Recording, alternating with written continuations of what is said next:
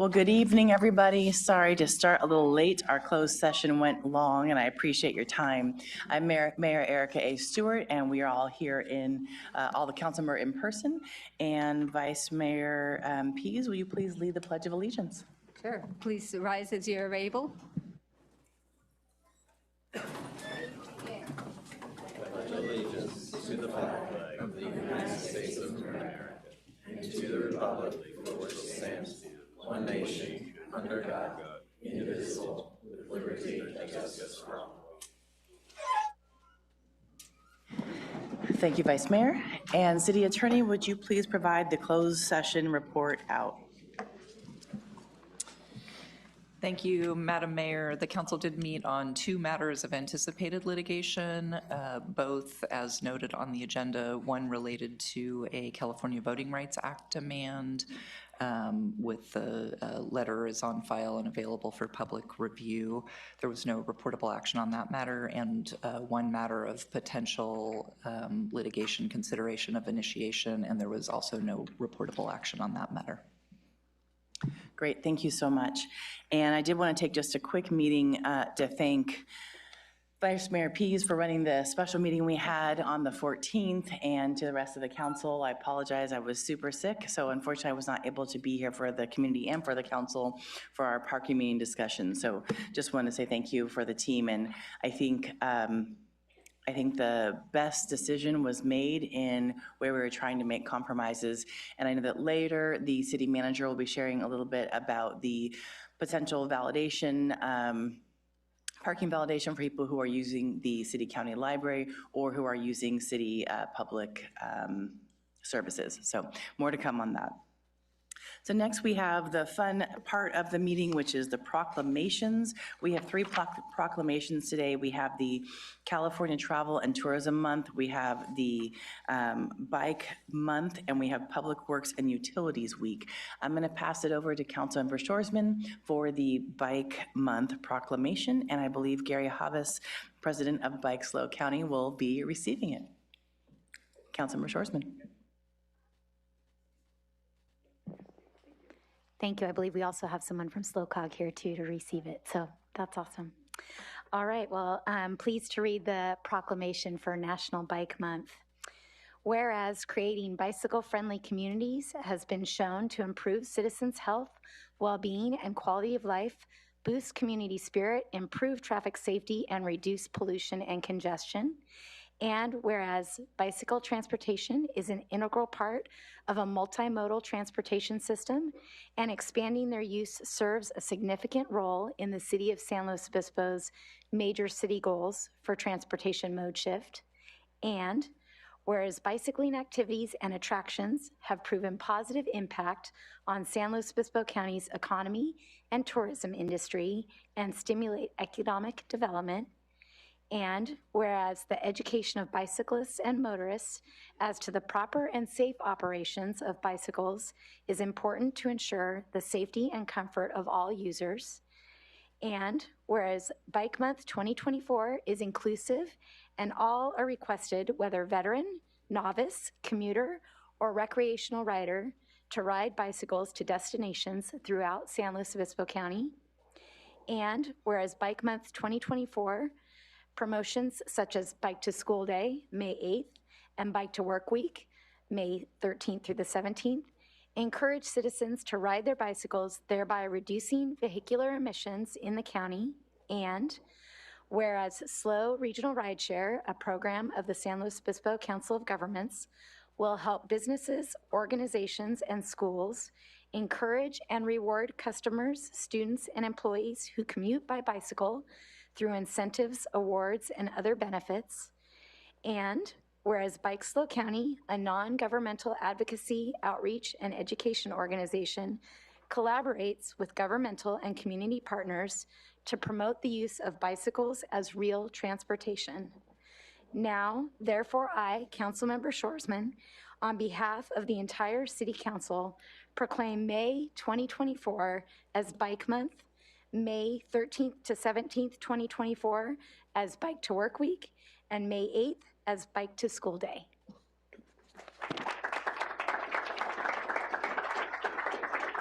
Thank you. Thank you for joining me. Wonderful. Thank you all so much. Thank you all so much. Yay, bikes. We'll make it quick. How about yay bikes? Thank you all very much. Thank you, appreciate it. Thank you. Well, and I have to say, in honor of Bike Month, one of the fun things is we have a couple bike libraries in our community, whether it's a friend or whether it's through actual SLOCOG and Cambria Bike Outfitters or through Bike Slow County. And I just encourage you, there's a few more days in May, and go out and try it yourself. So. All right, so the next one we have is the Public Works and Utilities Week. I believe I am giving this to Director Matt Horn and Utilities Director Aaron Floyd. And whereas public works and utility services are of vital importance to sustainable and resilient communities and to the public health, high quality of life, and well-being of the citizens of San Luis Obispo. Whereas these infrastructure facilities and services could not be provided without the dedicated efforts of public works and utilities professionals who are engineers, managers, and employees at all levels of government and the private sector, who are responsible for rebuilding, improving, and protecting our nation's transportation, water supply, water treatment, and solid waste systems, public buildings, and other structures and facilities essential for our community. Whereas it is in the public interest for the citizens, civic leaders, and children in San Luis Obispo to gain knowledge of and to maintain a progressive interest and understanding of the importance of public works and utilities programs in their respective communities. Now, therefore, I, Erica A. Stewart, Mayor of the City of San Luis Obispo, on behalf of the entire City Council, do hereby proclaim the week of May 19th through 25th, 2024, as National Public Works and Utilities Week in the City of San Luis Obispo, and I call upon all members of the community and civic organizations to recognize the contributions which public works and utilities officials make every day for our health, safety, and comfort.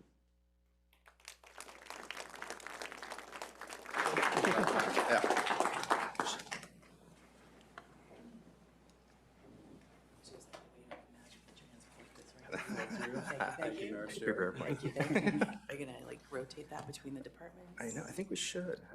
I got tips on it first. Oh, Madam Mayor, members of council, thank you so much. I have some talking points, but the proclamation was so perfect. You have most of them in there already. So I just want to remind everyone, the Public Works and Utilities Department's staffed with dedicated professionals, technicians, operators taking care of the city's roads and bridges, sidewalks and trees, parks and landscaped areas, water and sewer, thank you, sir, engineering, construction, mobility, and parking. We provide 24/7 emergency services, 365 days a year, and our department is staffed with a lot of dedicated individuals. And we brought some of our newest staff members with us today so we could introduce you all. So perhaps when I mention your name, if you'd stand up so council could see you. Sir Thomas Tacker. Thank you, sir. Jenna Hester. Esteban Servan, Dana Ebb, Aaron Johan, and you all know Donna King from last week. All right, thank you. Sorry. I'll hold on to this one for you, Matt. Thank you. And now from the Utilities Department, we have Scott Ender, a water treatment plant operator. Thank you, Scott.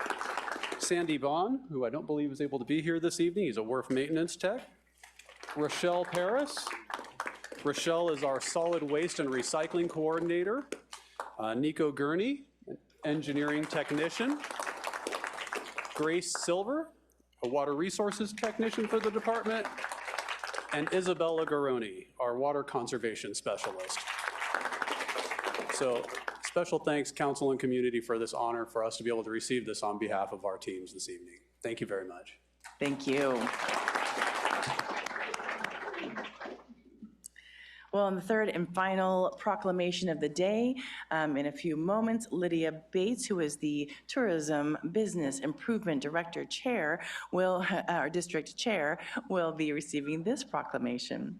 So whereas tourism is an economic powerhouse and a nationwide output of $2.8 trillion in 2023, in San Luis Obispo County, tourism generated $2.32 billion in visitor spending, $207 million in state and local tax, and supported 22,830 jobs in 2023.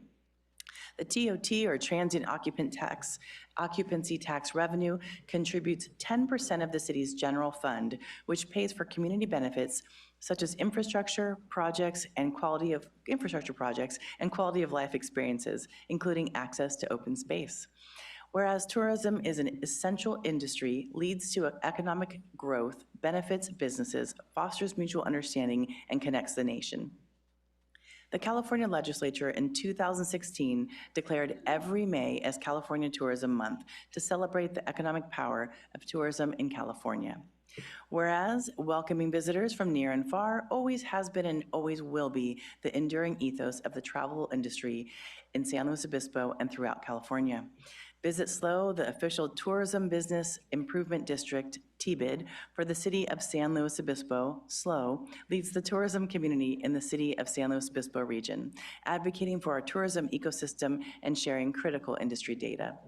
Visit SLOCAL, the countywide destination marketing and management DMMO organization for SLOCAL, San Luis Obispo County, is responsible for promoting local communities as an attractive travel region, strengthening our regional economy.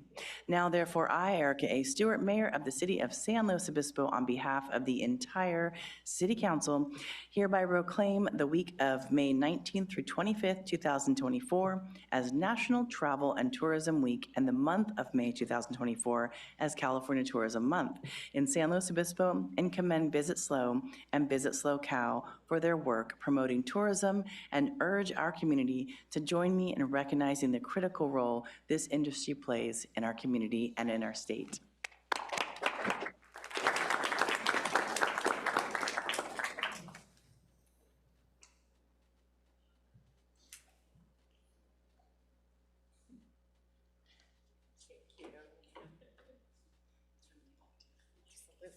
Thank you. And just a few words. I want to thank Mayor Stewart and the City Council for this proclamation. And my name is Lydia Bates, and I'm the chair of SLO TBID. And I'm really pleased to accept this on behalf of the TBID board and the team at Visit San Luis Obispo. And we really appreciate your continued support of our collective work. Thank you.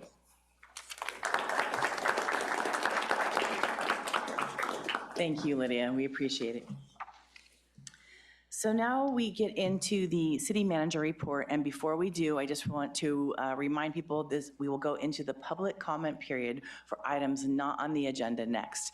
So if you have not turned in your speaking slip, this is the time. Also, if you would like to do 1 minute versus 2 minute versus 3 minutes, please let us know at that time. We do have quite a few people speaking today. So city manager. Thank you very much. We are going to kick off our report this week with some information on our SLO in Motion projects. Our work on the North Shore Neighborhood Greenway continues. Our contractors completed slurry sealing of the greenway, and striping and signage work is underway and nearly complete. The roadway construction portion of the project is expected to be completed this spring once the underpass improvements are finished on Choro under the freeway. Public art installations at the underpass will then follow completion of the roadway work, and this will include some decorative painting, murals, fencing, and lighting. Our pavement maintenance and mobility improvements are continuing as well as part of our arterials paving project. Our contractor is continuing work on Monterey Street. Paving work began Sunday night and will continue each night until completion. Paving on Monterey is expected to be complete this week, with ADA improvements also occurring at the intersection of Santa Rosa and Palm. Commuters should expect some travel delays and lane shifts throughout the work zones, and so just keep an eye out as you go through those areas. Project area maps that help clarify our work limits and ongoing updates with more details can be found on the SLO in Motion website. As always, we are committed to providing ongoing information. If we have an email address set up for questions about these projects, it's slowemotion@slowcity.org, and also slowcity.org/slowemotion, and all this information is there as well. Next, we are excited to highlight and announce that we will be holding our 2024 State of the City event on May 30th. This is a free event that we host every year that provides some details on what we've been up to over the past year and helping to celebrate some monumentous occasions as well. This year, we will celebrate our accomplishments and provide insights on how we've navigated challenges and embraced opportunities over the past fiscal year. The event will be held here at Council Chambers and will also be live streamed for anybody who cannot attend. So please feel free to check out our website. It's up on the screen there, slowcity.org/state of the city. Next, we want to highlight that we will be hosting a homelessness response forum on Wednesday, June 5th from 8:30 to 12 p.m. at the Ludwig Community Center. The purpose of this event will be to raise awareness, foster dialogue, and provide resources for addressing homelessness in our community. It will include a presentation by city staff, as well as a panel discussion with leaders from the city, the county, CapSlow, and a resource expo with local service providers. This is really an opportunity to join us for a conversation about homelessness in our community and the ways that the city, the county, and our local service providers are working to address it. If you'd like to RSVP for the event, there's a QR code up on the screen, and you can also find it at slowcity.org/homelessness.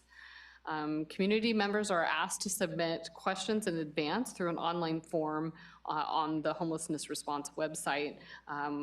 We'd love to hear questions and concerns on this important topic, and we'll be taking questions at the beginning of the event as well for the panel to try to answer. Next, just kind of highlighting what occurred last week at our special city council meeting regarding our parking programs. Staff is quickly working to implement the rate changes that council adopted last week. These new rates will begin on July 8th on street. Just a reminder, $2.75 in the core and $2.25 in the outer areas. And then our off-street rates will be lowered to $2 an hour with an $8 daily max in our structures.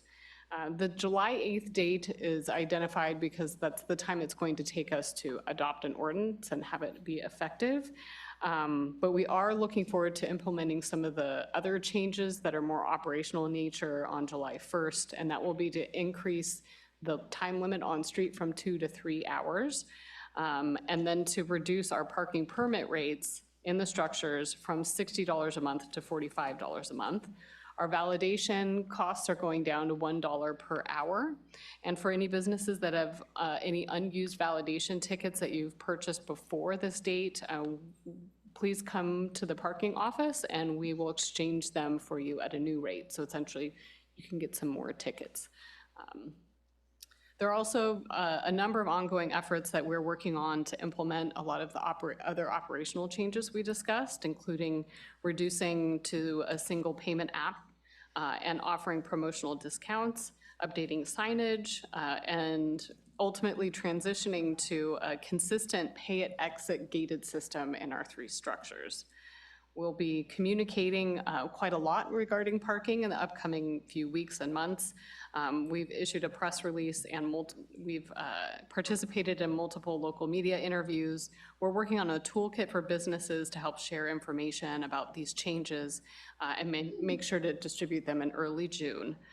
We're updating the city's web pages, updating the city's parking guide brochure, which is distributed throughout the downtown, including at the Visitor Center and at Cal Poly.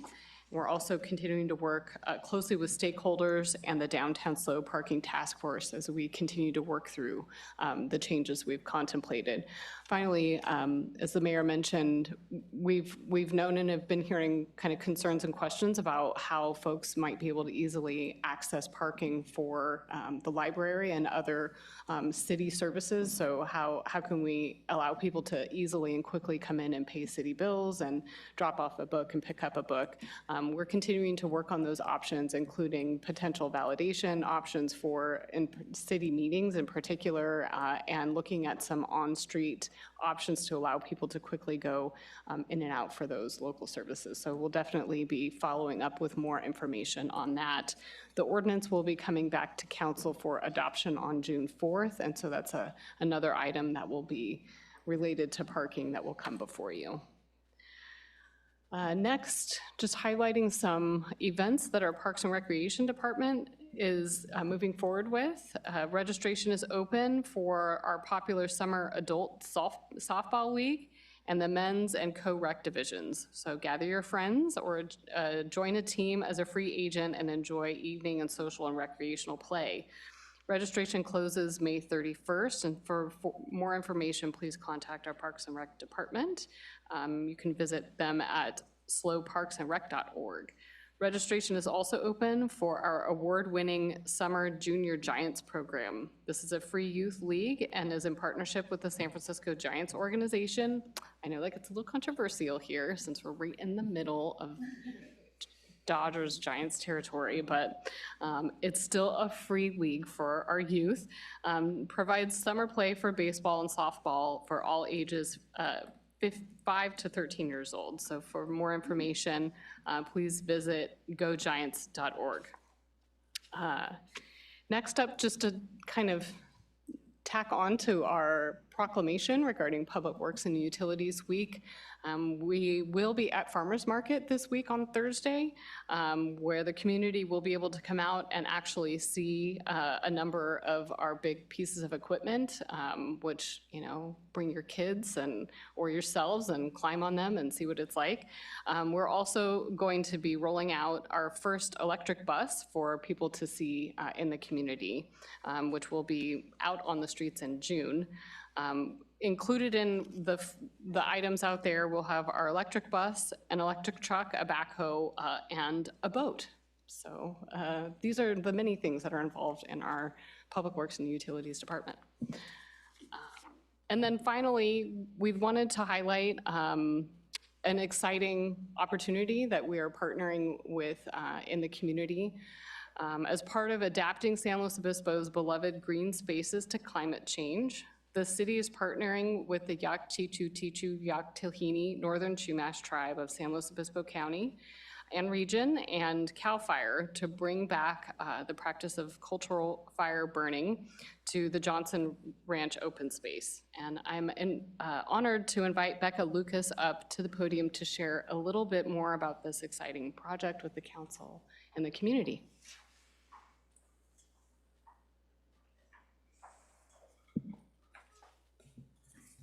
Hello, good evening. Thank you for that introduction.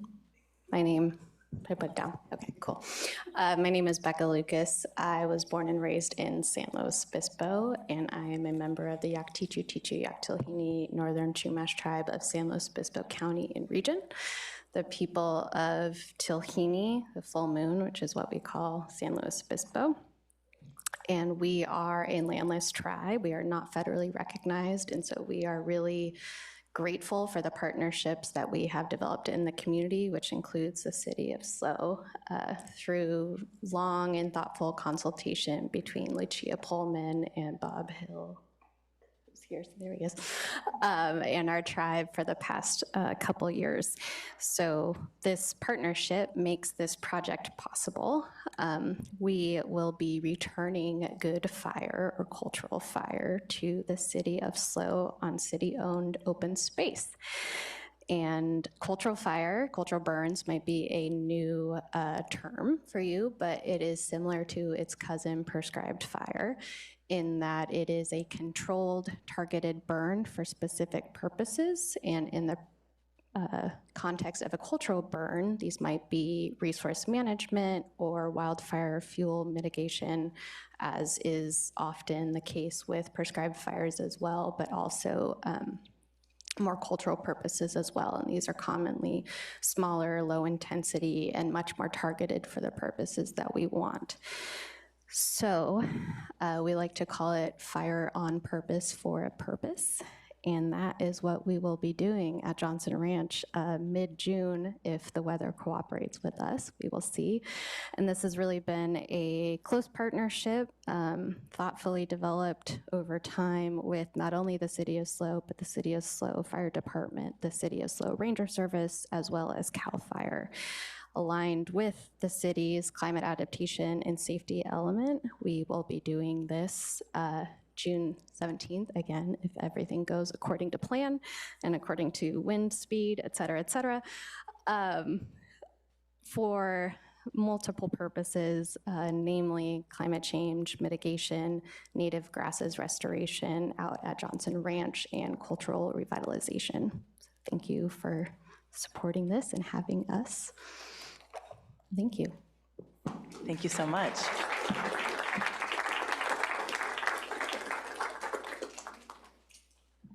I do have a question for you. You said our first E-Bus, and I remember doing our ribbon cutting for our first E-Bus, so I'm thinking you mean something different. You are right, and actually, the Public Works Director, Matt Horn, came up and whispered in my ear that my notes were not totally accurate. We do actually have I believe two E-buses out on the street.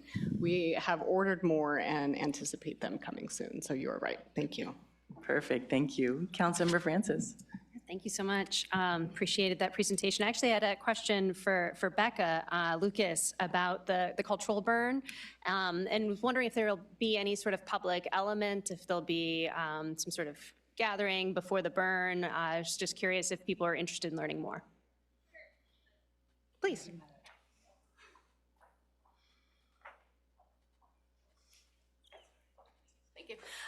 So this will be closed in a sense. This is going to be partnered with a cultural burn seminar with CAL FIRE. So we will be inviting not only CAL FIRE employees from all over the state, including Sacramento, but other state agency folks, as well as city folks as well, if you would like to participate and talk about cultural fire and learn about cultural burns at the CAL FIRE Los Osos building, whatever it's called, that they are donating their time and being able to use that. And then we're combining that with a burn the second day. So this iteration is not going to be open to the public just yet, but hopefully as we continue these projects, this is something that we can involve the larger community in if that's desired. Thank you for the additional information. Yeah, thank you. Nice, great question. I also want to know if I can use that traffic light for the Halloween costume, but I also, when we go back to the slide around the library, or sorry, about the parking, I should say, I noticed one thing that did concern me a little bit. It did say drop in, drop off. I look forward to seeing more about that. I'm guessing you don't have those answers yet, right? Right, it's definitely an issue that we're continuing to explore. We need to have some conversations with the library about how that, if we were to offer validations, how would that work? Are they open to that? And then really trying to get an idea in our arms around what the potential cost would be of providing this kind of a program for validations, not just for the library, but for other types of city activities. So it's something that we're exploring in more detail, but we're certainly hearing from the community that this is a need and a concern. One thing we've talked about is right now there's a loading zone in front of the library, and it's not marked in a way that really lets folks know that that's intended to be used for the library in addition to commercial loading. So we're really hoping people feel, comfortable going in and out of the library to go pick up a book pretty easily that way. But we know that's of a limited duration. So that's another thing we're looking at as well.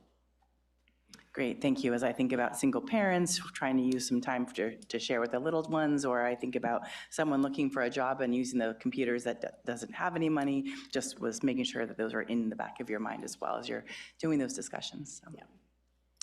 Anything else from my colleagues? All right, well, thank you so much.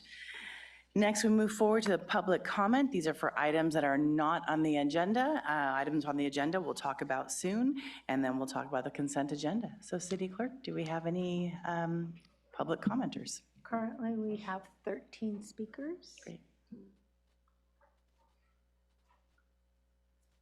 And I just want to get that up. Our first speaker is Jeffrey Speck. After that, Robert Skinner, and then Louise Justiff. And just if the next person could be ready to speak after the current one is done, it would make this go a little bit faster. Good evening. My name is Jeffrey Specht, lifetime resident of San Luis Obispo. I generally at these meetings speak about what I believe to be local corruption, misuse of we the people's money. When we're children, good parents, they teach us good life skills growing up to help us for when we're adults, like budgeting our money, not living and spending beyond our means. The city of San Luis Obispo has a real habit and a history of overspending, spending beyond its means. Responsible adults do not spend beyond their means.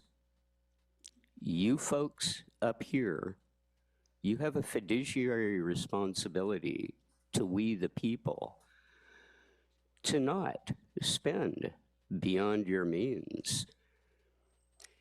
Although this is Bicycle Proclamation Month, Public Utilities, Public Works Month proclamation, what we're seeing here, across the street, we have 2 parking garages that you can find the money to paint and make very pretty, yet there's safety issues that have not been addressed.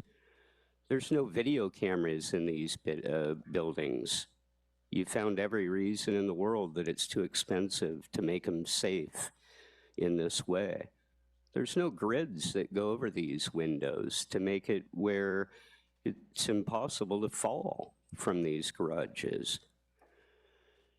Yet you can afford to build expensive parking garages, which is very contradictory to what I believe you're trying to turn San Luis into a 15-minute city, force people out of cars onto bicycles, yet you have to spend all of this money on the Taj Mahal of parking garages. It's very contradictory. It's reckless, it's irresponsible, it's incompetent behavior on a fiscal level.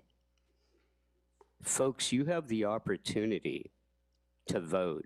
Vote freedom. Vote responsibility. We're not a homeowners association in San Luis. Thank you. Thank you. And if we could go ahead and have the next person kind of line up behind the next person when speaking, it will be much more helpful. Thank you. Robert Skinner, Louise Justice, and Stu Jenkins. Good evening. My name is Robert Skinner, and I'm assured that all of you received the ceasefire resolution that I emailed you. I really appreciate the responses that you gave to me. You're actually giving me a lot of hope and inspiration. As I introduced myself in the email, I am a retired social studies teacher. I taught 25 years about the Holocaust, and I taught about the rights and responsibilities of the governed and the rights and the responsibilities of those who are governed. And so tonight I would like just to remind everybody that it is our right to come out and ask and petition you for assistance. And one of the responsibilities that the government has is to aid and assist a minority that is in crisis. And there is, in the Central Coast, there is the Palestinian community. They are in crisis. Last time I talked with you about the famine, and I talked about all that. We don't need to go into that. They number in the dozens. They don't have a PAC. They don't have political oomph within our society. They are in grief. They are in crisis. They need your help. And, I'm here begging you to help them. There is precedent that the city council stepped in with a resolution for Ukraine. There is purview to help people who are in crisis. And basically, I think we can do this right now. We can do this tonight. You have read the ceasefire resolution. We don't need to debate it. We don't need to discuss it. We can just do that. I'm going to yield the rest of the time because I know there's a lot of other people. Thank you. Ironically, I was just about to say thank you for the signs because I appreciate seeing either your agreement or your non-agreement, either way, to people that are speaking. But we don't boo, we don't clap. You can do this if you are agreeing, or you can do this if you're disagreeing. But that way we keep it moving. Thank you so much. Louise Justice? Good evening, Jenkins. Louise Justice, a resident of San Luis Obispo. I just attended the Board of Supervisors meeting. It wasn't concluded by the time I left, so I don't know what the result was. I also attended the Welcome Home Village presentation on May 1st, as I live in the area, and I listened to the valid concerns regarding safety and parking. With an increase in population from the 34 interim units and the 46 permanent units, these would be more than good reasons to increase the bus schedules for the 1A and the 1B routes servicing this area, especially the 1B route to include weekend service. So thinking ahead, perhaps in anticipation of this increase, starting now to rework the bus schedules would be a good move. As Commissioner Jorgensen said, we have a modest public transit. Our problems continue to exist with Ventura Transit. Our public system needs more attention and overhaul now and not later. As promised, we did get the published new schedules, and I thank you very much. Thank you so much, Louise. Stu Jenkins, Abdallah, and Jules.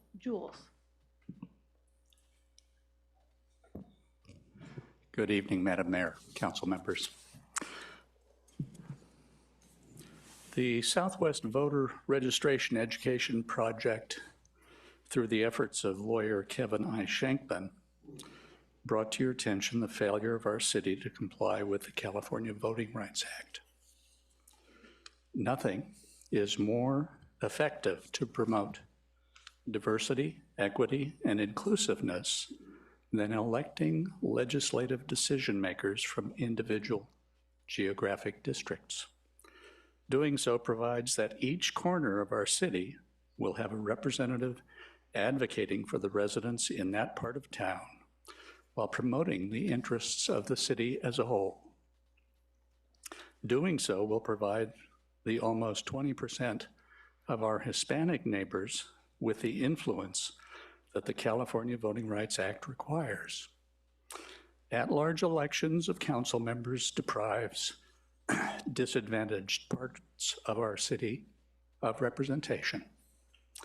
At-large elections result in exclusion from the council of voices representing particular neighborhoods. Instead of diversity, at-large elections guarantees uniformity in city councils. At-large elections are inequitable when at-large voting deprives disadvantaged parts of town and disadvantaged populations of a voice and an advocate. Finally, consider that Santa Monica has now spent approximately $20 million fighting the California Voting Rights Act districting. Would you rather the city spend $20 million in court fighting the Voting Rights Act? Or would you rather the city spend $20 million to plant trees, pave crumbling roads, and subsidize residential heat pumps or rooftop decks, or solar systems. Tonight, you've made a choice. If you litigate, the court will make the choice for you without leaving you the $20 million for the city. The right choice tonight or any night in future is to put a charter amendment on the November 5th ballot or some future special election ballot to elect council members by district instead of defending at-large voting. Thank you. Thank you so much.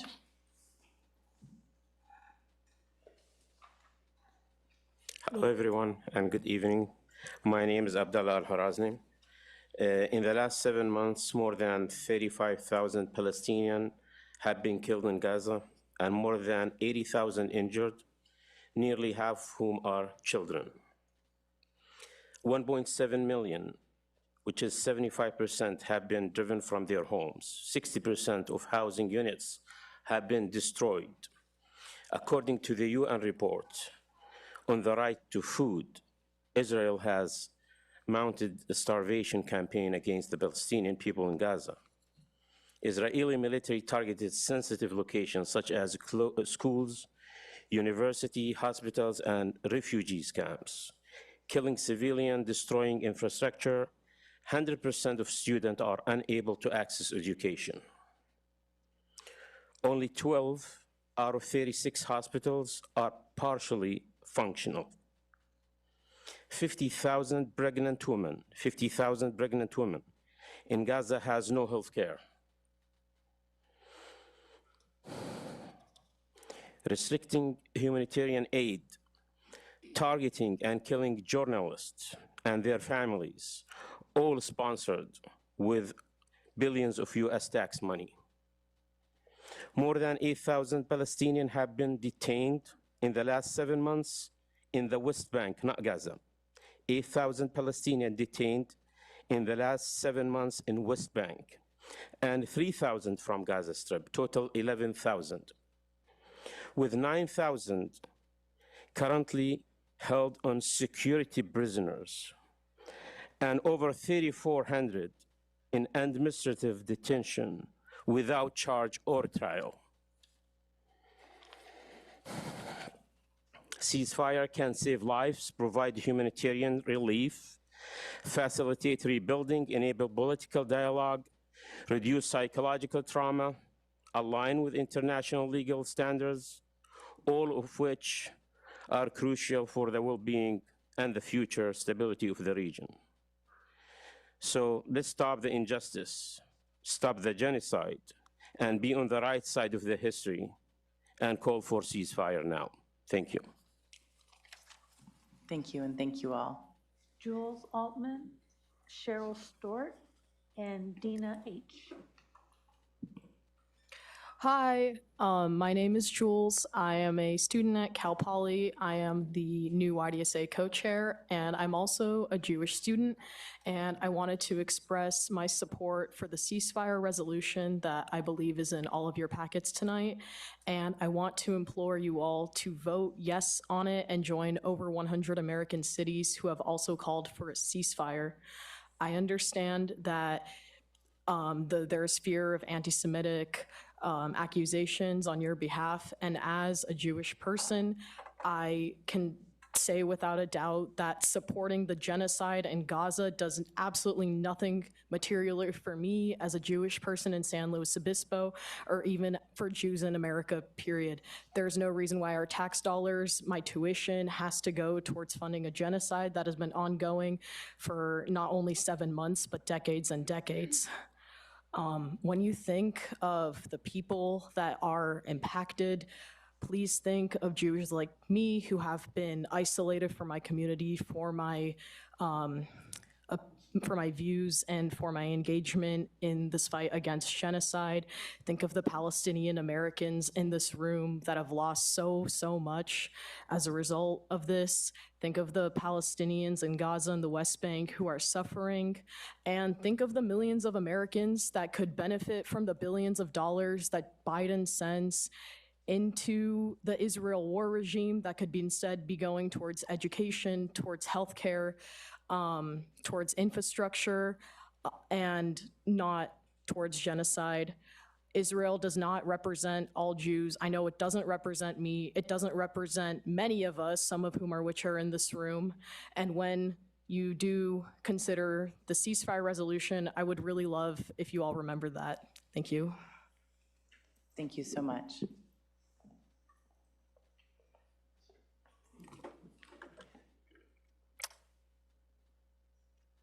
Hello and good evening. My name is Cheryl Storton, and I have lived in the county for 50 years.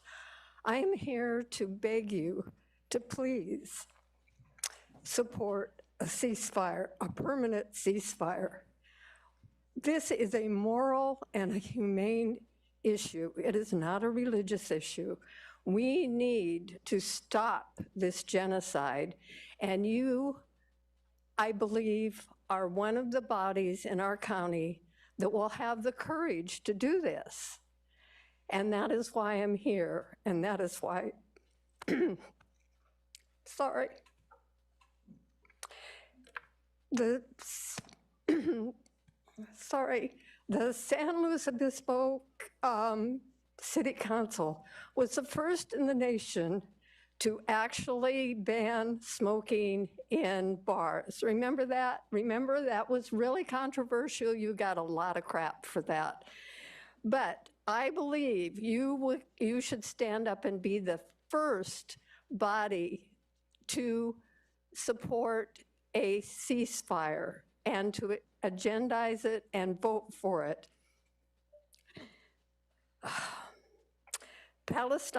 Israel has created an apartheid state. The Palestinians have been in an outdoor prison for over 40 years, as long as I've been in this county.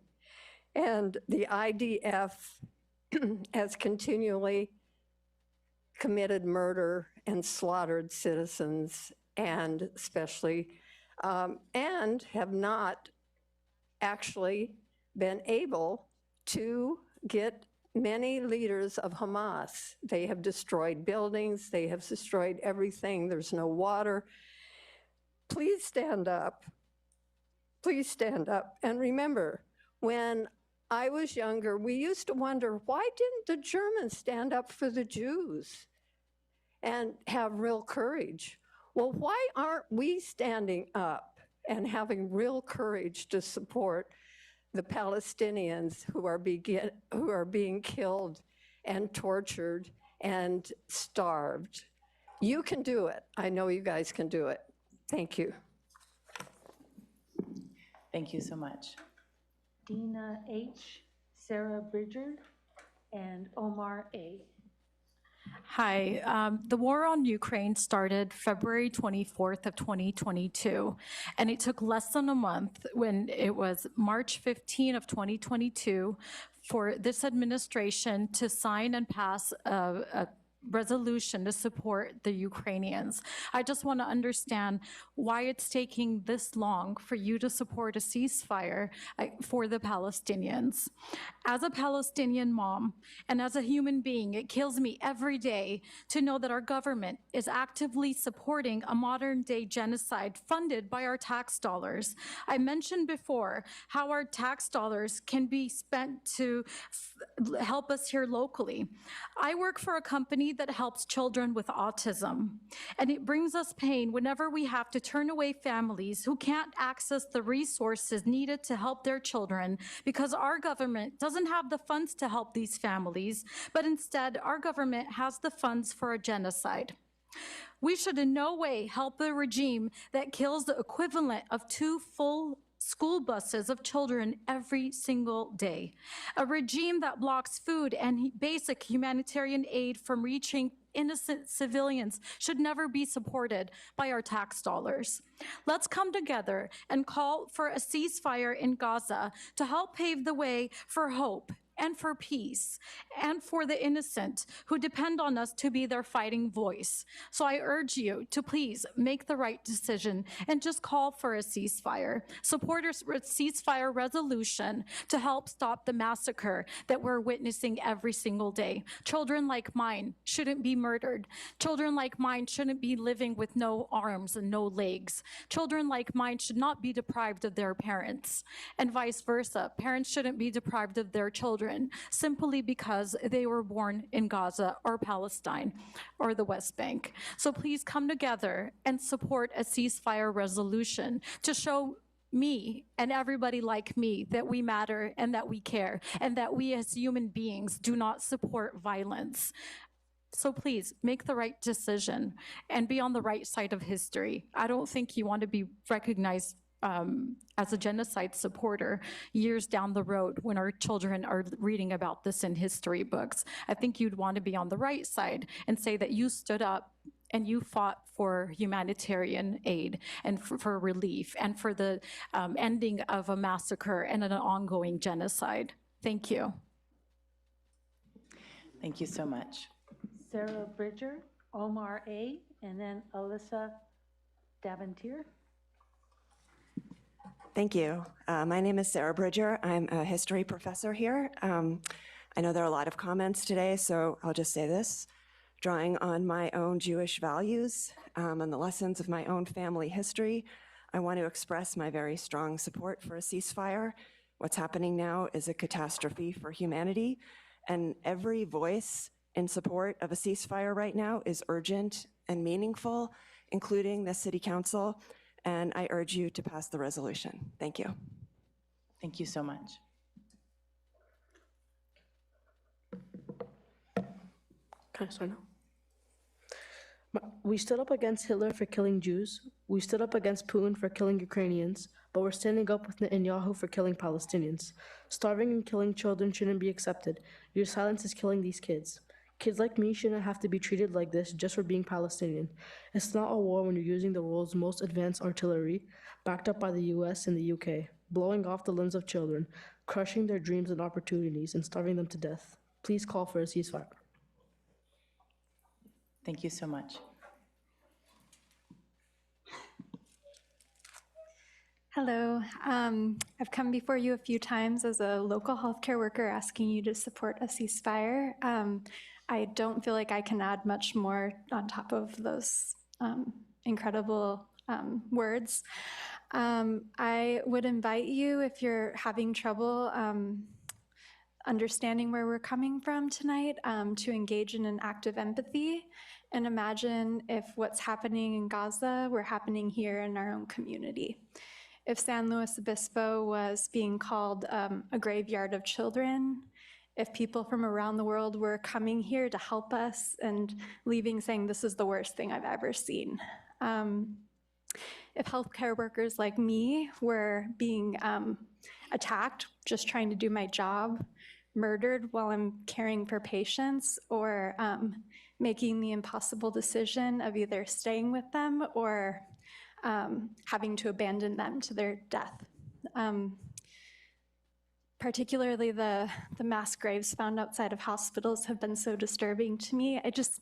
I think that this is so beyond anything that could be controversial. If we were in this situation, I would hope that humanity and the world around us would call out, they would scream, they would take to the streets, they would compel their local governments, they would seek to assist on any way they could. And so that's what we're coming here to you tonight to assist us with. Thank you very much. Thank you very much. Our final three speakers, Vicky Tamouche,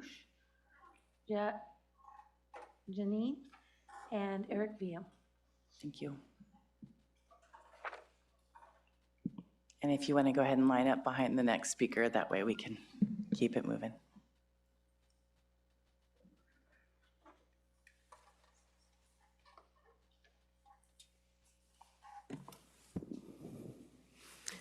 Thank you for having us here tonight and allowing us to address you. My name is Vicky Tamouche, and I'm a resident of San Luis Obispo County. I live in beautiful Cayucas. but more importantly, I'm here as a taxpayer.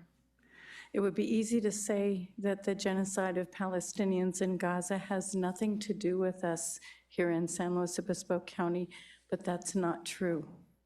Some members of our community have family there or were born there, and all of us are financing the genocide through our federal taxes.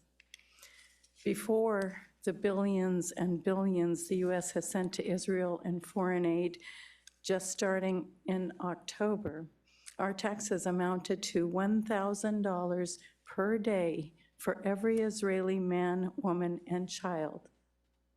$1,000 per day for every Israeli man, woman, and child before October 7.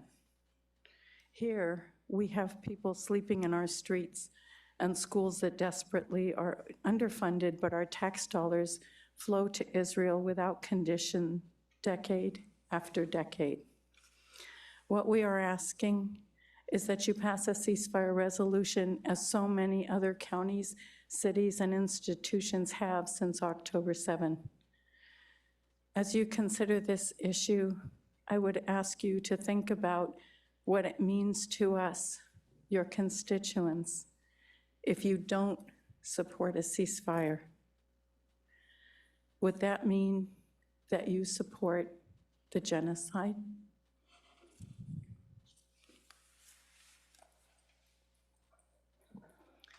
Thank you very much.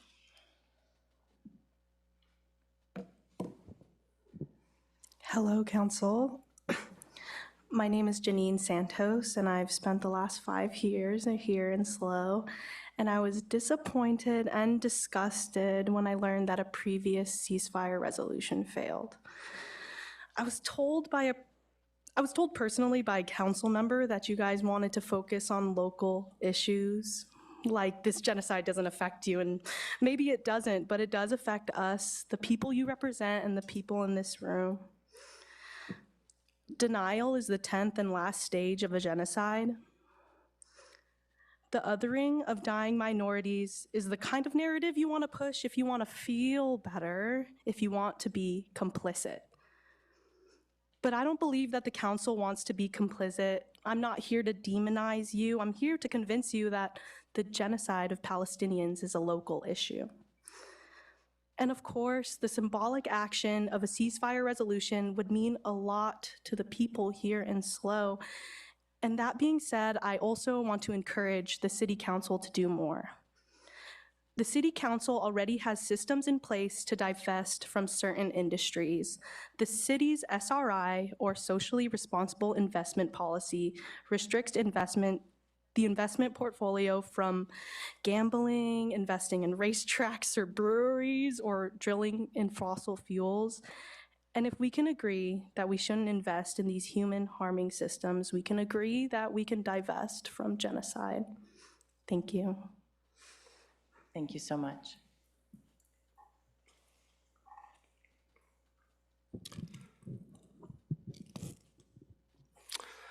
Mayor and Council, my name is Eric Viam, 22-year resident of San Luis Obispo.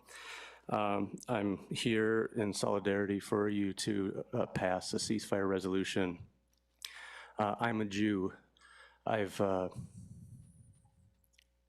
Excuse me.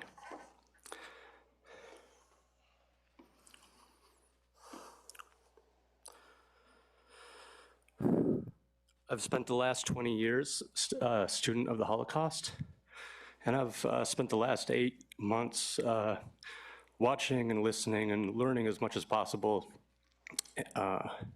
And the only conclusion that I can come to is that what's occurring in Gaza is a systematic destruction of the Palestinian people. And that I've, for those 8 months, felt completely helpless. The first opportunity that I've had to come and say something out loud. And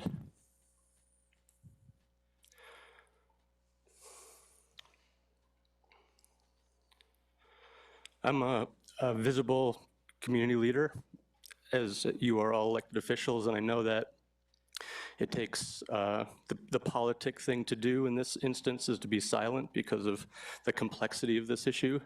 But I think the courageous thing to do is to speak out with our collective voices to do whatever we can to stop the systematic destruction of the Palestinian people. And so I call on you to stand together courageously and speak on our behalf to stop the genocide. Thank you. Thank you very much. That was our final speaker. Okay, thank you. This is always the part where it feels so anticlimactic because we don't respond to items that are not on the agenda for public comment. But I genuinely thank you all for coming and sharing your opinions and your thoughts. And we will move on now to the consent agenda. I have a couple questions. Excuse me, but this is not. You know, we can forego protocol. Do we know that this has gone on long enough? Excuse me, this is not appropriate. Excuse me, this is, I'm sure you do not, but right now, the public comment period is over. Will you at least tell Mr. us Skinner. what you're going to do? Can we at least set up a special meeting for this? Can we do You something? can always set up a. Look what your silence is doing. Did you not? Sir, you're really out of order right now. So if you wish to set up an appointment, you always can. Immoral and not unethical. At this time, the next item is consent agenda. If you would like to set up an appointment separately with any of us, that is always possible. We are always available. And at this time, that's just not what's on the agenda. So I cannot move forward. In other words, you are not going to take a position tonight. Sir, I have to ask you to sit down, please. I know you have to ask. I have to ask. Are you going to take a position? Vice Mayor Pease? Say yes or no, and we can move on. It is kind of. Well, I will make an appointment. Vice Mayor Pease, go ahead. Hi,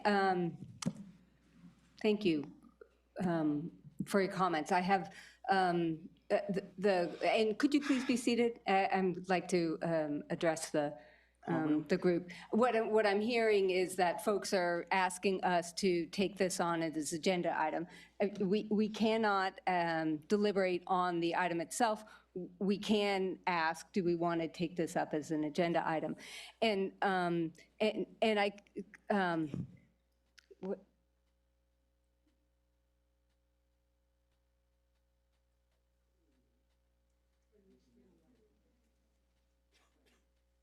Typically during the end of our meeting, we have the council comments and liaison reports. Is typically when we would say, can we add something to the agenda at that time? That's what we were just deliberating about at this moment. So just so you know. You want to put your, yeah, there you go. Thank you. And so we can consider later whether or not we would bring this up as an agenda item in the future. Here's what I want to say, if you'll let me have a few remarks. Absolutely, as we've continued to say, that as individuals, the ongoing violence and suffering being experienced in this region is horrifying and heartbreaking. Of course, like we are all supportive of a ceasefire, humanitarian aid, accountability, and work towards, as it says in here, I mean, me personally, I'm guessing a two-state solution, right? This is what needs to happen. And that is, and I've continued to work for that, we all are, and we have conversations with Salud Carbajal by phone, in writing, in person, and Salud Carbajal is absolutely in agreement with all of these points. That's what he's already trying to do. And so, You're gaslighting us. You are gaslighting us. excuse me, please. What I'm trying to get to is that that the ceasefire, I think there is value in individuals calling for a ceasefire, and I appreciate folks being here.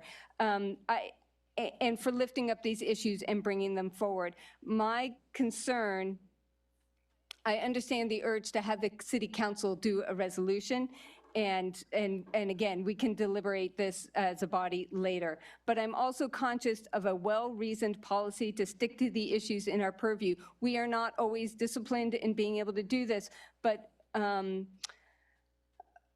if we take items that are out of our purview, we risk diluting efforts for our current work programs, housing, climate, diversity, equity, and inclusion, and we risk diminishing the value of the public response in the first place. So I want you, hey, please do not yell. Please do not yell. Excuse me. This is not, yeah, so I guess for folks who are not yelling, I just want to be able to let you know that we absolutely hear you, and we feel for this issue. This is not on deaf ears. That's all I wanted to say. Thank you. Thank you very much, Vice Mayor, for sharing. We greatly appreciate that. And at this time, we're going to go ahead and take a 5-minute break, and then we'll return to consent agenda. Okay. Well, thank you for the regroup. City Attorney, do you mind just explaining a little bit around Brown Act and agendizing and to the community so they can understand the end of our public comment? Sure, Mayor and Council, let me first just start by thanking you for creating a space where people's voices can be heard and trying to maintain the order that allows all voices to be heard. So I just want to genuinely express my appreciation to you for that. Procedurally, I know that there's a great deal of passion about the desire to have the council act on a resolution that was submitted by the public to the council for consideration. The council is legally prohibited in California from acting. Excuse me, we have a conversation happening here. From taking action on items that were not on its agenda at least 72 hours in advance of a public meeting, giving notice to the public of what is to be discussed. And so this item is not on your current agenda, so you would not be legally authorized to take action on a resolution, on the adoption of a resolution here tonight. That would be prohibited under the Brown Act, the California Brown Act. Thank you. And that's for the transparency for everyone, the entire community, to be able to know what's on our agenda and to whether they were for or against the agenda item, to be able to come and share their opinions as well. And also, so that gives the time of the council to be able to be prepared for the agenda item as well.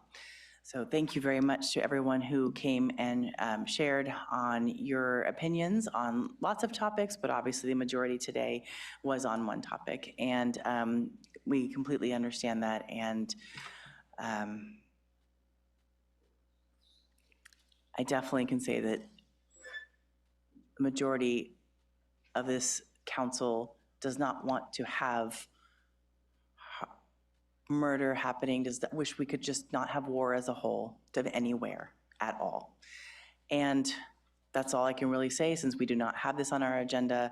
But at the end of this meeting, if the council wishes to agendize this item, we definitely can have that conversation about agendizing, not about approving one thing or not, and go from there. So at this time, we will move forward to the consent agenda.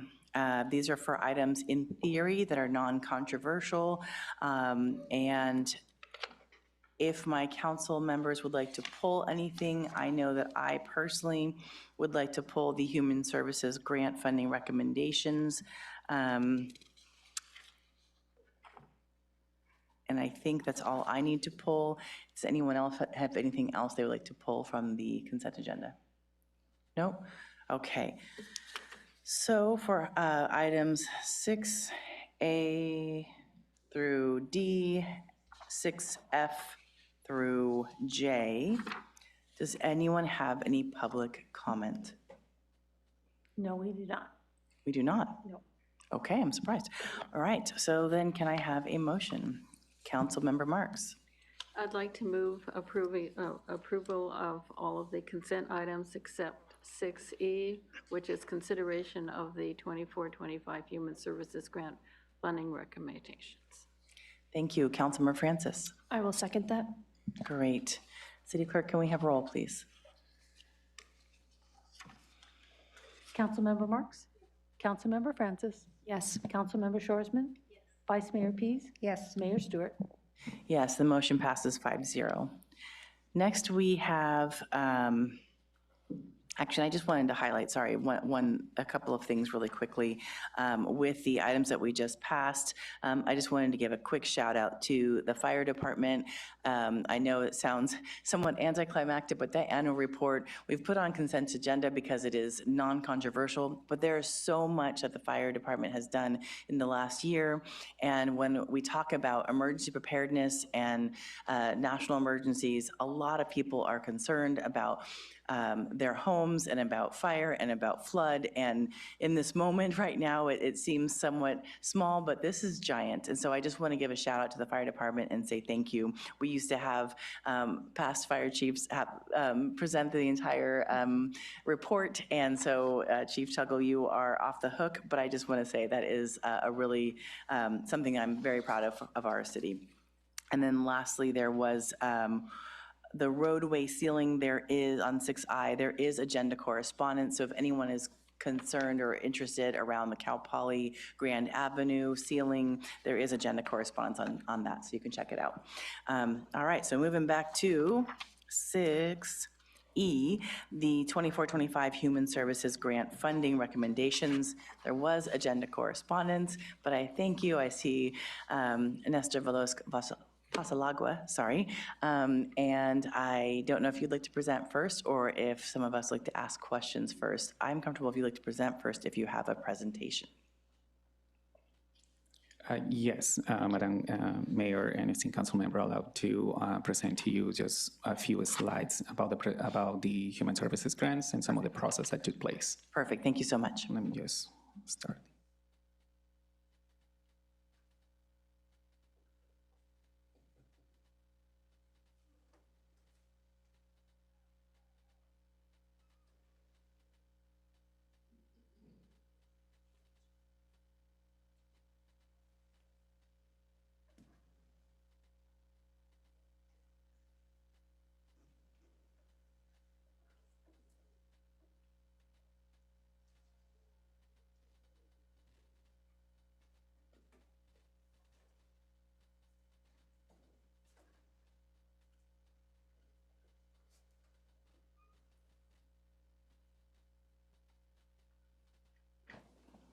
Thank you so much for allowing me to make that happen. My name is Nestor Velos Pasalacua, and I'm the DI manager. As a background, the Human Relations Commission launched the Human Services Grant on January 22nd, 2024. And the applications were due on March 1st, 2024, and the city received 37 applications, requesting a total funding of $485,243 with $150,000 available for allocation. The main funding priority is homelessness prevention, including affordable and alternate housing, support services, and transitional housing. To allow maximum flexibility for funding recommendations dependent upon received applications, some of the additional following priorities were also approved, but they are not ranked. That includes hunger and malnutrition prevention, supportive physical and mental health services for those in need, services for seniors, veterans, and/or people with disabilities in need, supportive developmental and care services for children and youth in need, and services encouraging diversity, equity, and inclusivity in marginalized communities, including access to language services. The HRC created a grant subcommittee who reviewed the applications and met on March 12 and March 19, and to make preliminary funding recommendations. The subcommittee took into account the funding priorities, the target population, and offset of human services grant dollars to guide the recommendations. On April 3rd, 2024, the grant subcommittee presented the preliminary grant recommendations to the entire body of the HRC during a notice public hearing. And during the deliberation, the subcommittee engaged with the commission to adjust the preliminary recommendations, and the commission voted on the new changes. The HRC decided to move allocated funds to other applicants based on the scope of the projects, having a greater impact considering the dollar amount, the number of individuals receiving services in the community, and the most efficient use of funds through an array of available services. What I wanted to show to you right now, as detailed in the slides, there's a total of 3 of them. And I want to apologize, as with 37 applications, we could not make them all fit into just one page and to make it visible enough for all of you. There is a column depicting the organization as well as the project and program name, the requested amount by each applicant, followed by the HRC subcommittee recommendations, and then followed by the HRC final recommendations. You will see that the dollar amounts in bold red font indicate a change in allocation from the subcommittee review to the HRC final recommendations. And that's it on this one. Okay, so in the items on red, is there any more that you could share about why those changes happened with the overarching purpose of housing and homelessness? Thank you for that question. I can also ensure to, we have members of the HRC as well that can provide additional detail. In general, during the deliberation process, HRC was looking at the many ways in which they can contribute to the different services available in the community, and understanding that there were many different other organizations, and all of them are very valuable partners in the community. They wanted to make sure to provide an array of different services throughout the entire community. So some of those changes include, for example, moving some funding to allocate to Jack's Helping Hands, making sure that children and families were able to access vouchers to be able to maintain some additional funds in hardship experiences that they may have. The same with Lumina Alliance, focusing, for example, on what domestic violence and homelessness that intersection may potentially experience with different community members. That being said, the HRC wanted to make sure to look at the different intersectionality components and offer an array of services, and that's why some of those changes have happened. Okay, thank you very much. And of course, I mean, it goes without saying that every single one of these organizations, projects, and programs are amazing, and we wish we had all of the money to be able to fund them all. So I did want to, to start with that. Do you have any additional questions? I know Councilmember Francis. Yeah, so I came to this just after looking at the language that was in the Human Services grants, and if I can just pull that up for a second. Which was to prioritize homelessness prevention, including affordable and alternative housing, support services, and transitional housing. And then we have those subcategories. So when I was reading through the various grant applications, I was kind of looking for a nexus with that primary goal. And so some of them I just felt were a step or two beyond. Now, we had had a discussion about potentially sending this back to the HRC just to maybe reevaluate with a reminder of that primary goal of homelessness prevention. Not wanting to make the decision up here on the council, but to have them have a chance just to look at it maybe through that lens one more time of homelessness prevention as the overarching goal of the grants, and then the subcategories contributing to that. Thank you, Councilmember Marks. Yeah, are we in deliberation at this point, or questions, or? Questions, then we'll go to public comment. Okay, there is public comment on this item? Yes, there is. All right, I'll wait till after. I have some deliberation, so I'll wait. Thank you. Me too, thank you. City Clerk. We have 2 public speakers on this item, Biz Steinberg and Sister Teresa.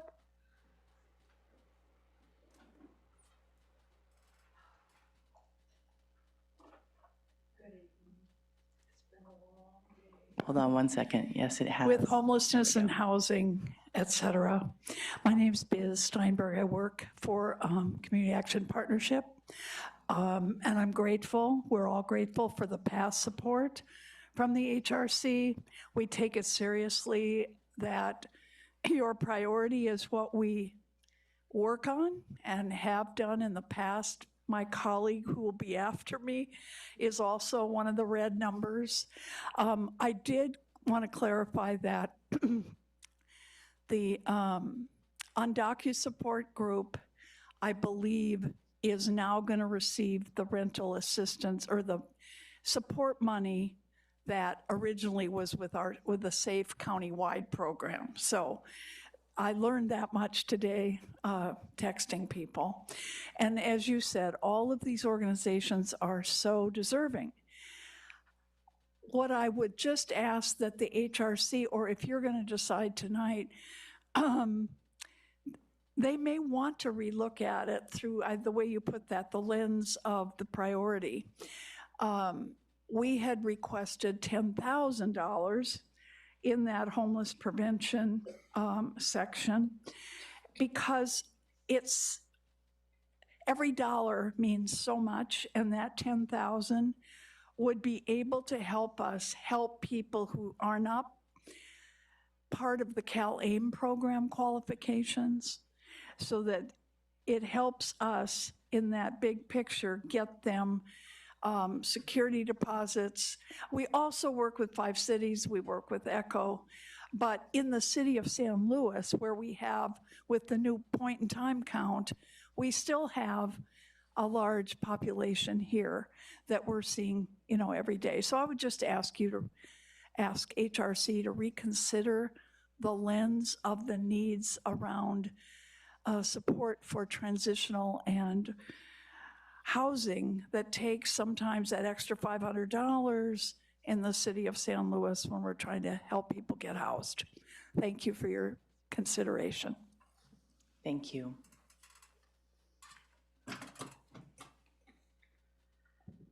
Sister Teresa Harpin with Restorative Partners. Again, I came here to thank you, and then I see us redlined. And so I'm going to speak from gratitude. Gratitude that you care about the safety of our community. The folks I work with are coming out of the criminal justice system. And when they come out with zip. Having this emergency aid to help them, like Clint, who got a bicycle and a helmet and a lock for his bike so that he could not be homeless, go to work, get a wage, and be able to recreate his life on the outside. Last year, our emergency funding for this was pointed towards deposits for rent. We're not yet a CalAIM member, and neither are some of our clients, and so we found this critical in order for them to not be homeless. This is a very important part. It's the highest level of people coming out of the system, knowing where are they going to put their head on the bed. And when we can help them with this emergency funding, it makes a world of difference. Hurt people hurt people. It has a ripple effect. And if we can stop the hurt by addressing basic needs, we use every penny of that to prevent homelessness, to get people into education, into jobs that then they can afford to live here in our community. These are our residents. Here in the city of San Luis Obispo, our offices are in this city.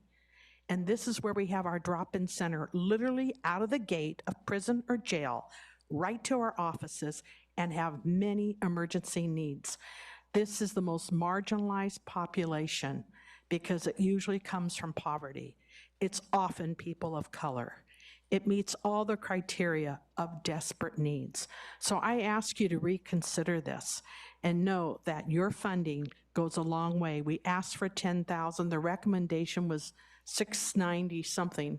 And I wish to be put back on that board to serve this population that if we don't address the harm, then what do we expect? Thank you. That was our final speaker. Thank you. Councilmember Marks. Thank you. Yeah, I really, I'm somewhat concerned about the recommendation of the HRC as a whole compared to the recommendation of the subcommittee. And I think the subcommittee actually paid more attention to the funding priorities that the council has set. Just want to back up a little bit. These are recommendations to us. So we're not delegating the granting authority to the HRC. They're recommending to us. We're the ones who have the authority and the duty to make the grants, to actually decide who gets what. So what I would like to do is see us go back to the subcommittee recommendations, which include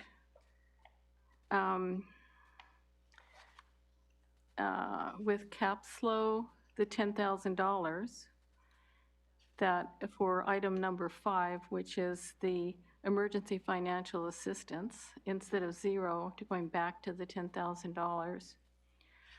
And I would also like to see the restorative partners amount, instead of being 0, go back to 6,000 and whatever it was. Now I'm not finding it right now. Here it is. It's number 25, 6,974.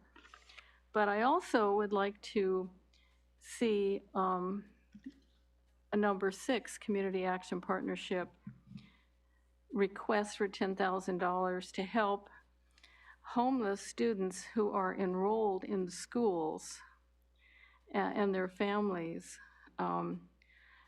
with housing-related services and direct financial support to secure and maintain permanent housing. And so the question would be where to, I'd like to see that restored to $10,000, which is their request. I'd like to see that. And my suggestion, I don't know if we want to go there, but my hope is that tonight we could just make a decision, not send it back to the HRC, and then have it come back to us again. I'd just like to go ahead and make a decision.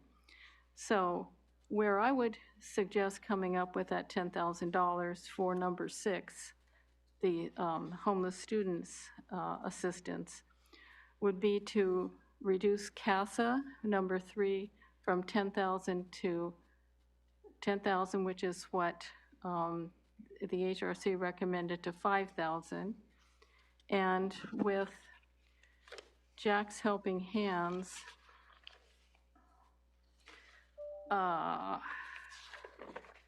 let me see if I can find where that is.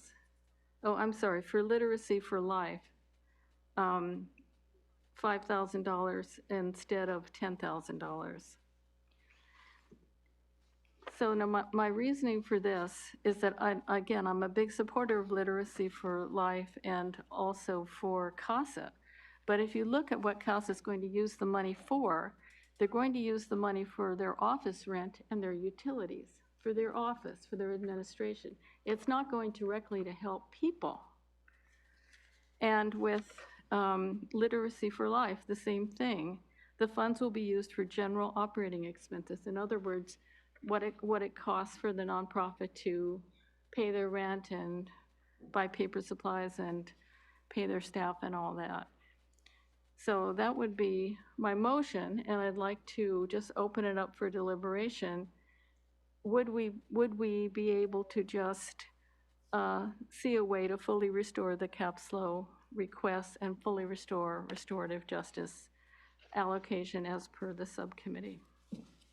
Thank you. So we have 2 other commenters and myself as well. Councilmember Shorsman. Yes, thank you. I think this is the second public meeting today, one at the county level and now here, where we've been doling out far fewer dollars, around a quarter of the amount that we had compared to the applications that were received. And this is a gut-wrenching process every single time. And as has been said, we have so many really, really great organizations in this county that all could use every penny we could give them for good. And we're stuck in this really awful situation of having to choose. And I have a lot of respect for the Human Relations Commission. I know they have already spent a lot of time thinking about this, weighing the options, weighing the different applications, trying to decide who should get what. And that's a very difficult process. I want to respect that process. And at the same time, I have a hard time sort of moving shells around right here, right now, because I think that we maybe gave them some funding priorities, but maybe weren't exactly clear about how those were prioritized and what should be, you know, given limited resources, maybe where we should put the most of our capacity. And so I think I would prefer to send this back to HRC with the notes that you have given and with some more clear direction about that we want to focus on that first priority of homeless prevention, including affordable and alternative housing support services and transitional housing as the focus of these funds. And as the liaison, one of the liaisons to the HRC and the chair of the Homeless Services Oversight Council, I would be happy to sit with HRC and kind of give them the context of where things are at in our greater homeless services landscape right now, and support the HRC in that discussion again, and coming back with some new recommendations based on that guidance. Thank you so much. Councilmember Francis. Yes, thank you to you both for articulating that so well. I'm also inclined to send this back to the HRC rather than trying to make decisions right here, right now. I also want to caution against just going back to the subcommittee recommendations. I know that there were some monies moved around by the larger HRC that ended up really going to some programs that I think serve that greater purpose. So I want to maybe be cautious about undoing some of that work, but I would love to have this go back with kind of a reinforcement of the goals of primarily serving housing and homelessness prevention as our top line goal here. Thank you. I have to say I agree, and in fact, one of the struggles I had when I first saw this report and all the attachments is CAPSLO is where we as a city say that this is where it starts. Unhoused individuals start at the Fort Prado Homeless Services Center, and we are asking them to do even more through the years. And excuse me, sorry. And then we're saying, but please do more with less and do more. And I think that it's hard because CAPSLO was a large entity, and I know that often people when going through grants processes, why do the large entities need it? They don't need it, they get all these other things. Let's work on these little small ones. And I get it, I really do. I respect everyone that is on this group, and it pains me to bring any names forward, but when I think about 5 cities, I so respect Jen. I respect the Cabins for Change. I respect what they're doing. And I also look at, we're saying, how does this money go in the city versus in the county as a whole? So that's something that I look at. I think Literacy for Life is a fantastic organization. And then I go back to, though, the main definition versus the sub-bullets of homelessness prevention, including affordable and alternative housing, support services, and transitional housing.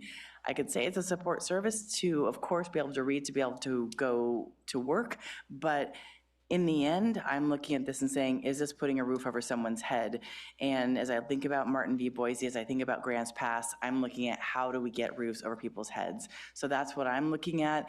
And I agree, I don't like the idea of us coming at the dais and making all the changes right here today, but I would like to send this back to HRC and say, please, with this in mind as the main focus, since we don't have the money to fund it all, that's what I would like to see done. I also am happy to go to a meeting as well. Unfortunately, I teach at that same time, but I can find a way to make it work. But Councilmember Shoresman is not only on the council and our HRC liaison, but yes, the chairperson of Homeless Services Oversight Committee for the entire county. So I feel like you are more than responsible for that. That's not the word I wanted to say, but anyway, qualified, thank you. So, I completely feel comfortable leaving it in your hands, but I do think that it's really important as we look at this. I used to work United Way. Is United Way still putting a roof over someone's head? It seems as though it's support services, but that's part of where I'm looking at. How do we prevent and reduce homelessness? So that would be my suggestion. I see Vice Mayor Pease on here as well. Thank you, and I'll support the general direction of the council. And I just wonder, when we spend $5 million on a paving program, if maybe $150,000 in future budgets is inadequate for the kinds of leveraging of services that we might be able to consider in the future as we think about budgets. Absolutely, June 4th. So the final motion that Councilmember Marks that you put forward, is that what you would like to stick with? No, I'm certainly willing to send this back to the HRC. I just don't know what the timelines are and the deadlines and all this, but I'm hoping that when the HRC, or maybe it goes back to the subcommittee and then goes back to the HRC, I don't know what they want to do, but I'm just hoping that they also look at the basic principle of helping the homeless individuals, as opposed to just helping nonprofits pay their overhead, because to me that's really a huge consideration. Thank you. Yeah. And I think so I would move that we return the item to the HRC with direction to can we get reevaluate their decision in light of our funding priority for homeless prevention, including affordable and alternative housing support services and transitional housing.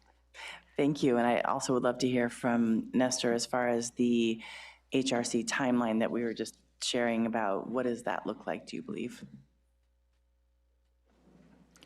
The Office of DEI is ready to provide support to the HRC. We will most likely then come back next month to the grant review subcommittee and then present those preliminary recommendations in the month of early July and then bring it forward to council in August. And as far as interim city manager Whitney McDonald, does that work as far as timing and budgets and what that looks like for the distribution of the funding to the organizations? Right, so this certainly does work within the budget. This is for funds that are budgeted for our next fiscal year.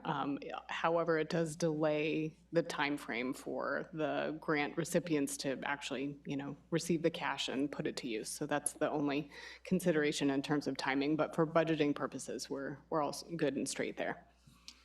Thank you. And I think for the metrics, then when we do the reports, my concern would be also if we're delaying the distribution of the funding, I worry around the expectation of reporting for the nonprofits and make sure the HRC takes that into mind as well. Does that sound good? Definitely, that's something that we have already put into consideration, knowing very well if there is going to be some kind of delay. Once the funds are distributed, we will also extend the mid-year report deadline as well as the year-end report deadline. Great, thank you so much. Councilmember Shoresman. I was just going to second the motion. I don't believe it was seconded, so. Sorry, I wanted to make sure we had the ability to do what we were motioning. Okay, I think there's no further deliberation at this point, so we've got a motion from Councilmember Marks and a second from Councilmember Shoresman. City Clerk, can we have roll call, please? Councilmember Marks? Yes. Councilmember Shorsman? Yes. Councilmember Francis? Yes. Vice Mayor Pease? Yes. Mayor Stewart? Yes, the motion passes 5-0. Thank you very much. Thank you to the HRC, and thank you for your patience with us. Okay, we're going to do a quick 5-minute break, and we'll be back. And we'll get started in just 1 minute. And while we're waiting, I just wanted to make sure everyone knows we have 2 more items. We have the public hearing and business item of Lead by Example, the 2024 progress report. And that is about a 30-minute item. And then we will have 1 more quick break before we get into our 2-hour item of introducing an ordinance adopting local amendments to Part 6 of the Building and Fire Prevention Code and approving potentially energy efficient renovations policy for major residential additions and alterations. No quick way to get to these titles, but there we go. All right, so are you ready? All right, wonderful. So next we have, I always want to call you a different name, Lucia. I have like your last name in my mind as someone else, so I apologize. And then I believe Deputy City Manager Greg Herman is going to kick us off. Okay. Thank you, Mayor and council members. We're happy to be here tonight for this item. And while Chris and Lucia are presenters tonight, I also want to acknowledge that achieving our organizational goal of carbon neutrality by 2030 is a whole city effort. We've really appreciated the partnerships across all of our city departments in terms of the progress that we've made thus far. But we also want to acknowledge that while we've been able to make some important progress, some of which we're going to be able to showcase to you this evening, significant work lies ahead, and we'll need to continue to maintain a focused effort to be able to achieve those goals. For more on all of that, I'm happy to turn it over to Chris and Lucia. Thank you. Hello, Madam Mayor and City Council. My name is Lucia, and I'm the Sustainability and Natural Resources Analyst in Administration. And tonight we're here to talk about the climate crisis and the steps the city is taking to transform municipal operations to cut our emissions locally. A few months ago, I looked up from my desk to see plumes of smoke and flames licking the hills above Slow High. Oftentimes, climate change can feel abstract, but during the Lizzie Fire this past October, or during the floods of January 23, or when wildfire smoke blocked out the sun in the summer of 2020, on those days, it's clear. Climate emergencies are affecting SLO today, and these hazards will only become increasingly frequent and disruptive over our lifetimes. And scientists agree. If we want to avoid the worst of this crisis, the time to act is now. As such, it is my great honor to present to you on the city's progress cutting our climate pollution from municipal operations and demonstrating local leadership on this global crisis. Staff's recommendation tonight is to receive, file, and provide feedback on the Lead by Example 2024 progress report. And this report contains an update to the city's greenhouse gas emissions inventory that captures progress up through the end of 2022, alongside implementation highlights across our 7 different sectors of activity. The policy framework we're working under for Lead by Example has roots in the city's general plan, conservation open space element, and land use and circulation element. In preparing this update, staff were surprised to find a plan adopted by council all the way back in 1982 that called for fuel-efficient vehicles, efficient lighting, and recycling of paper, wood, and other materials. And nearly 40 years later, in 2020, City Council set the target for carbon neutral municipal operations by 2030. And in 2021, Council adopted the Lead by Example plan that provides a strategic framework for reducing emissions from municipal operations. Lead by Example has been operationalized through the 21 to 23 and 23 to 25 financial plans and major city goal work programs. And as demonstrated in this 1982 energy conservation element, the city has been leading by example on environmental issues for decades. And this through line is why council adopted a carbon neutrality goal 5 years before our community-wide target, as a way to demonstrate that cutting climate pollution and SLO is not only possible, but that it has co-benefits that are better than business as usual. The Lead by Example progress report I'm presenting on this evening is designed to give council and community clarity on how we're doing in our progress towards our 2030 goal, a target date that's now only 6 years away and 3 financial plans away. The progress report represents the hard work of staff across the city over just the past few years, but in a broader sense, it reflects what's possible when successive iterations of community members, elected officials, staff, advocates, and partners commit to one of the most ambitious climate action goals in the country and make hard decisions today to enable a livable future tomorrow. The Lead by Example progress report is unique because it was co-created by staff across departments. Just as in 2021, when staff on the Green Team worked collaboratively to draft the original Lead by Example plan, the progress report we're sharing today is a reflection of the city's whole of government approach to sustainability and climate action. And I'm actually going to invite our office's 2 College Corps Fellows, which is a staffing resource provided free to the city through Cal Poly, to share about their role working with other departments on this progress report. Good evening, council members. I'm Joey. And I'm Kylie. We are both Cal Poly College Corps Fellows serving in the Office of Sustainability and Natural Resources. We are very excited to highlight the interdepartmental efforts that have been central to the development of the Lead by Example progress report. To document the progress made since Lead by Example's implementation, Kylie and I collaborated with city staff from each responsible department as identified in the plan and conducted interviews with these key stakeholders. We developed interview questions that provided space for staff to highlight details they wanted to showcase about advancing various actions outlined in the plan. Additionally, departments throughout the city collaborated through the creation of the Lead by Example staff report, as staff asked for and received interdepartmental feedback while finalizing the document. Collaboration was also instrumental in updating the municipal greenhouse gas inventory. Through the help of city staff, Joey and I requested and received necessary data to calculate changes from the index's last update in 2019. After these calculations were finalized, an internal review of our new findings was conducted through the efforts of city staff members. Thank you to Kylie and Joey, our great College Corps Fellows, for their help, and all of the other College Corps Fellows who are supporting other Green Team members across departments in implementing Lead by Example.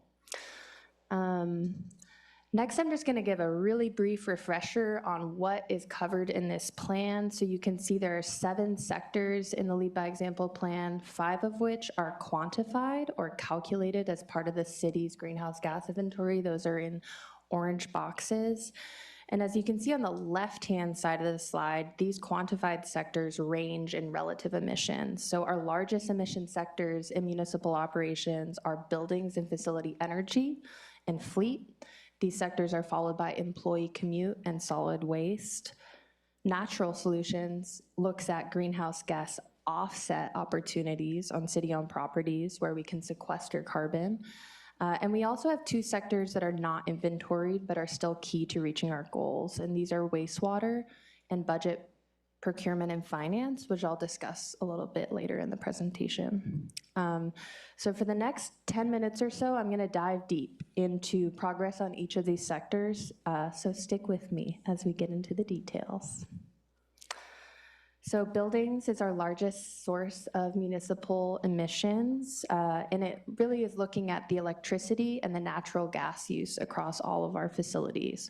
Our goal here is to eliminate fossil fuel use across city facilities and buildings, as the electricity in our community is on track to being carbon-free by 2030. Progress in this sector looks like a 28% decrease in natural gas use through the year 2022. This was made possible through LED retrofits across several facilities in our parking garages. And we also completed a carbon neutral facilities plan that is supporting work like installing 7 heat pumps across facilities, and we have 7 more on the way, installing a Tesla battery.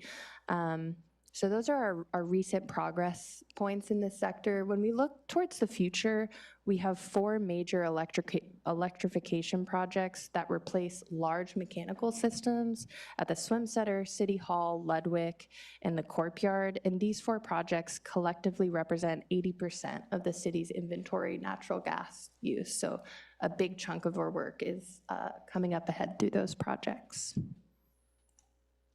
Our second sector is fleet, and this is our second largest source of municipal emissions. Our goal here is to eliminate fossil fuel use in the city's fleet vehicles and in our equipment. We've made progress in this sector, reducing our diesel usage by at least 1/4, and our gas use is down by 12%. And this is possible because we've purchased 12 electric vehicles that are being used by Parks and Rec, CDD, Fire and Police, and they're being charged by 9 Level 2 chargers that have been deployed. We also completed a fleet electrification and charging infrastructure needs report, so we know what vehicles and where we need charging. And the implementation of all of this fleet work is supported by a new policy that requires new light-duty vehicles to be electric. Looking towards the future, we're going to be complying with the California Air Resources Board's Advanced Clean Fleet Regulation, which applies to medium and heavy-duty fleet vehicles, which is a sector we've yet to really dive into. And we're also going to continue complying with our standing fleet vehicle replacement policy and building out more EV chargers to support our electric fleet. The third sector is commute. And our goal here is a little bit more complicated. So we want to be exceeding general plan mode split objectives for staff commute, which in practice means that we want more than 50% of city employees getting to work by bike, carpooling, walking, or public transit, and less than 50% of them in single occupancy vehicles.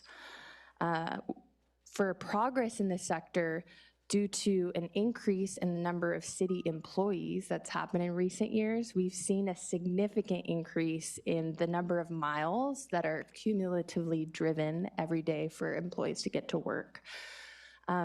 This increase in VMT is mitigated slightly by reduced emissions intensity. So because of EVs and more fuel-efficient cars, each mile driven is a little bit better. But we're still seeing an increase in emissions from this sector. In terms of recent efforts to make progress in reducing employee commute emissions, staff have been focused on maintaining existing city-operated employee trip reduction programs and partnering with agencies like SlowCog to encourage participation in their programs like iRideshare for carpooling. Going forward, we're anticipating a trip program update to further incentivize low carbon commutes, which will be supported by a new hire in HR who's currently working on this update, as well as establishing a new EV charging policy for personal vehicles at city parking spaces. And this is important because while it's easy for most folks to charge at home, some can't because they live in an apartment or can't afford a charger, so having a place to plug in at work can really make a difference. Third, the Lead by Example plan included a task to launch programs to increase employee access to bicycles and an emerging community-oriented program to launch a public bike share program could make a real difference for our employees' commutes and short trips once they're in town. So that's it for commute. Onto solid waste. Our goal here is zero waste city buildings, facilities, and operations.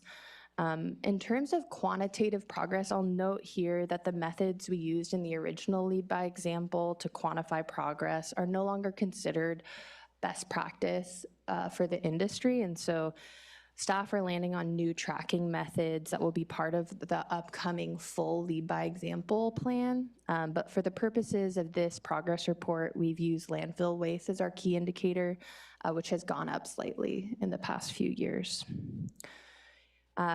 In terms of progress in solid waste, you've probably seen a lot of these updates get rolled out. I think the major, most visible is the introduction of green waste bins across all city facilities. offices, but also community serving spaces like Ludwig and the library community room. We're also switching from paper to digital plan sets and permit applications in CDD. And as we strive to support a circular economy for materials locally, we're using the compost that's being produced from our green bins at the digester across city parks, the golf course, community gardens, all of which reduces our dependence on nitrogen fertilizers and supports healthy ecosystems and even increases soil-based carbon sequestration.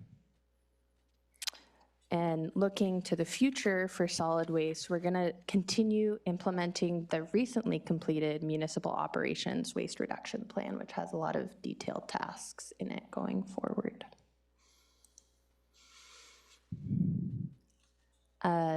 On to the natural solutions sector. So this isn't a source of emissions for the city, but rather an opportunity to sequester carbon in the Greenbelt, which, as seen as our greenhouse gas inventory and forecast, is critical to reaching the city's goal of carbon neutrality by 2030. Without the natural solutions sector, we're not able to reach that time-bound goal. And as the city continues to make progress on natural solutions, we'll be using the best available methods to estimate the carbon sequestration impacts of our actions. Recent progress in this sector is the planting of 3,000 new trees, which is a considerable chunk towards our 10,000 goal by 2035.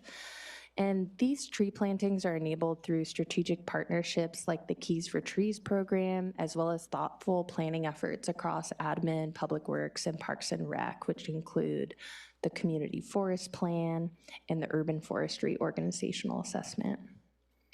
In addition to tree planting, the city has completed 2 pilot projects for land-based carbon sequestration, one at Johnson Ranch Open Space, where we spread compost on rangeland, and the second being at City Farm Slough alongside Perfumo Creek. Going forward, we plan to continue implementing innovative restoration practices for resiliency and sequestration, and have secured over $275,000 in grant funding to do our next set of projects, this time focused on riparian restoration, using practices like beaver dam analogs to slow down water and store carbon. We'll also continue to maintain our urban forest and make progress on our 10 tall goal. Now to wastewater.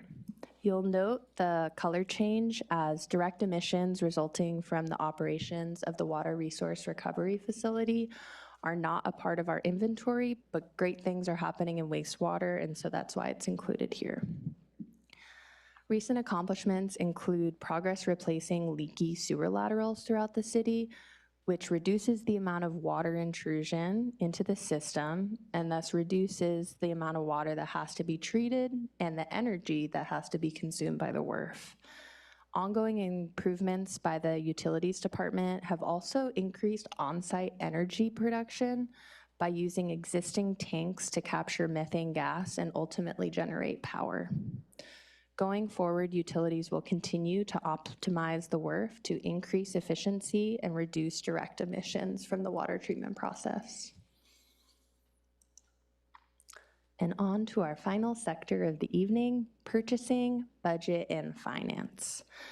Purchasing and finance is another sector of important work that isn't in our inventory, but is critical to our success in reaching carbon neutrality. Recent accomplishments include a new policy in the 23 to 25 financial plan that calls for climate risk and climate action to be integrated into all financial decisions. And this policy resulted in a new qualitative section in our CIP process that factors in climate and DEI into decision-making. Going forward, staff will continue to update the environmentally preferred section of our procurement policy, and we'll also be implementing council-adopted sustainability criteria for procurement contracts. And that's it for the sector-by-sector progress updates. One last thing I'll share here is that the city has begun telling our story and making our climate investments more visible to our community through the Sustainable Slough branding and educational campaign. The city has branded assets including EVs, the Big Bellies, and open space open space trailhead kiosks, and more. And we also organized a public campaign that ran through January through Earth Day to inform community members and showcase how the city is leading by example to tackle climate action. So across all these sectors and nuanced progress in each of these sub-disciplines, I'd like to summarize our key takeaways from the 2024 Lead by Example Progress Report. The first is that the city is on the right path towards achieving its goals. Through implementation of the Lead by Example plan, staff have learned many lessons and have confirmed the efficacy of the plan's approach, which is efficiency, conservation, and transitioning equipment from fossil fuel energy to electric energy.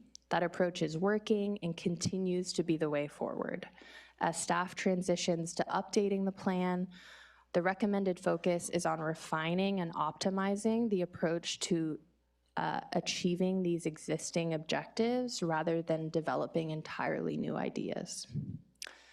The second is that ambitious goals provided access to resources that allowed for rapid progress. And here we see that Climate Council's ambitious goals have made the city highly competitive in grant programs. The city has received approximately $15.4 million in outside funding to implement Lead by Example actions since 2019.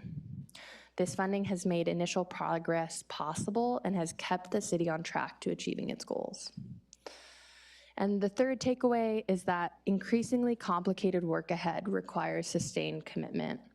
Carbon neutral municipal operations by 2030 is an achievable but highly ambitious goal. And it requires policy and financial decisions to be aligned and oriented towards the goal. The next phase of work involves more complicated projects, and future success depends on maintaining city focus and funding for these more challenging work projects ahead.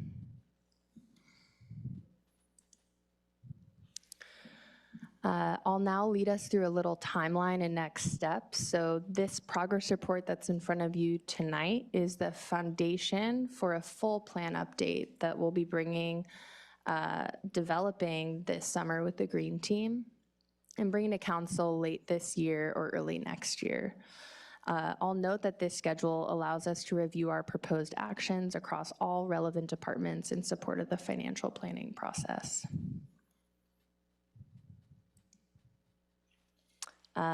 And that marks the end of staff's presentation. I want to thank the Green Team for all their hard work making progress over the past 4 years on Lead by Example, and also for their help and input in preparing this progress report.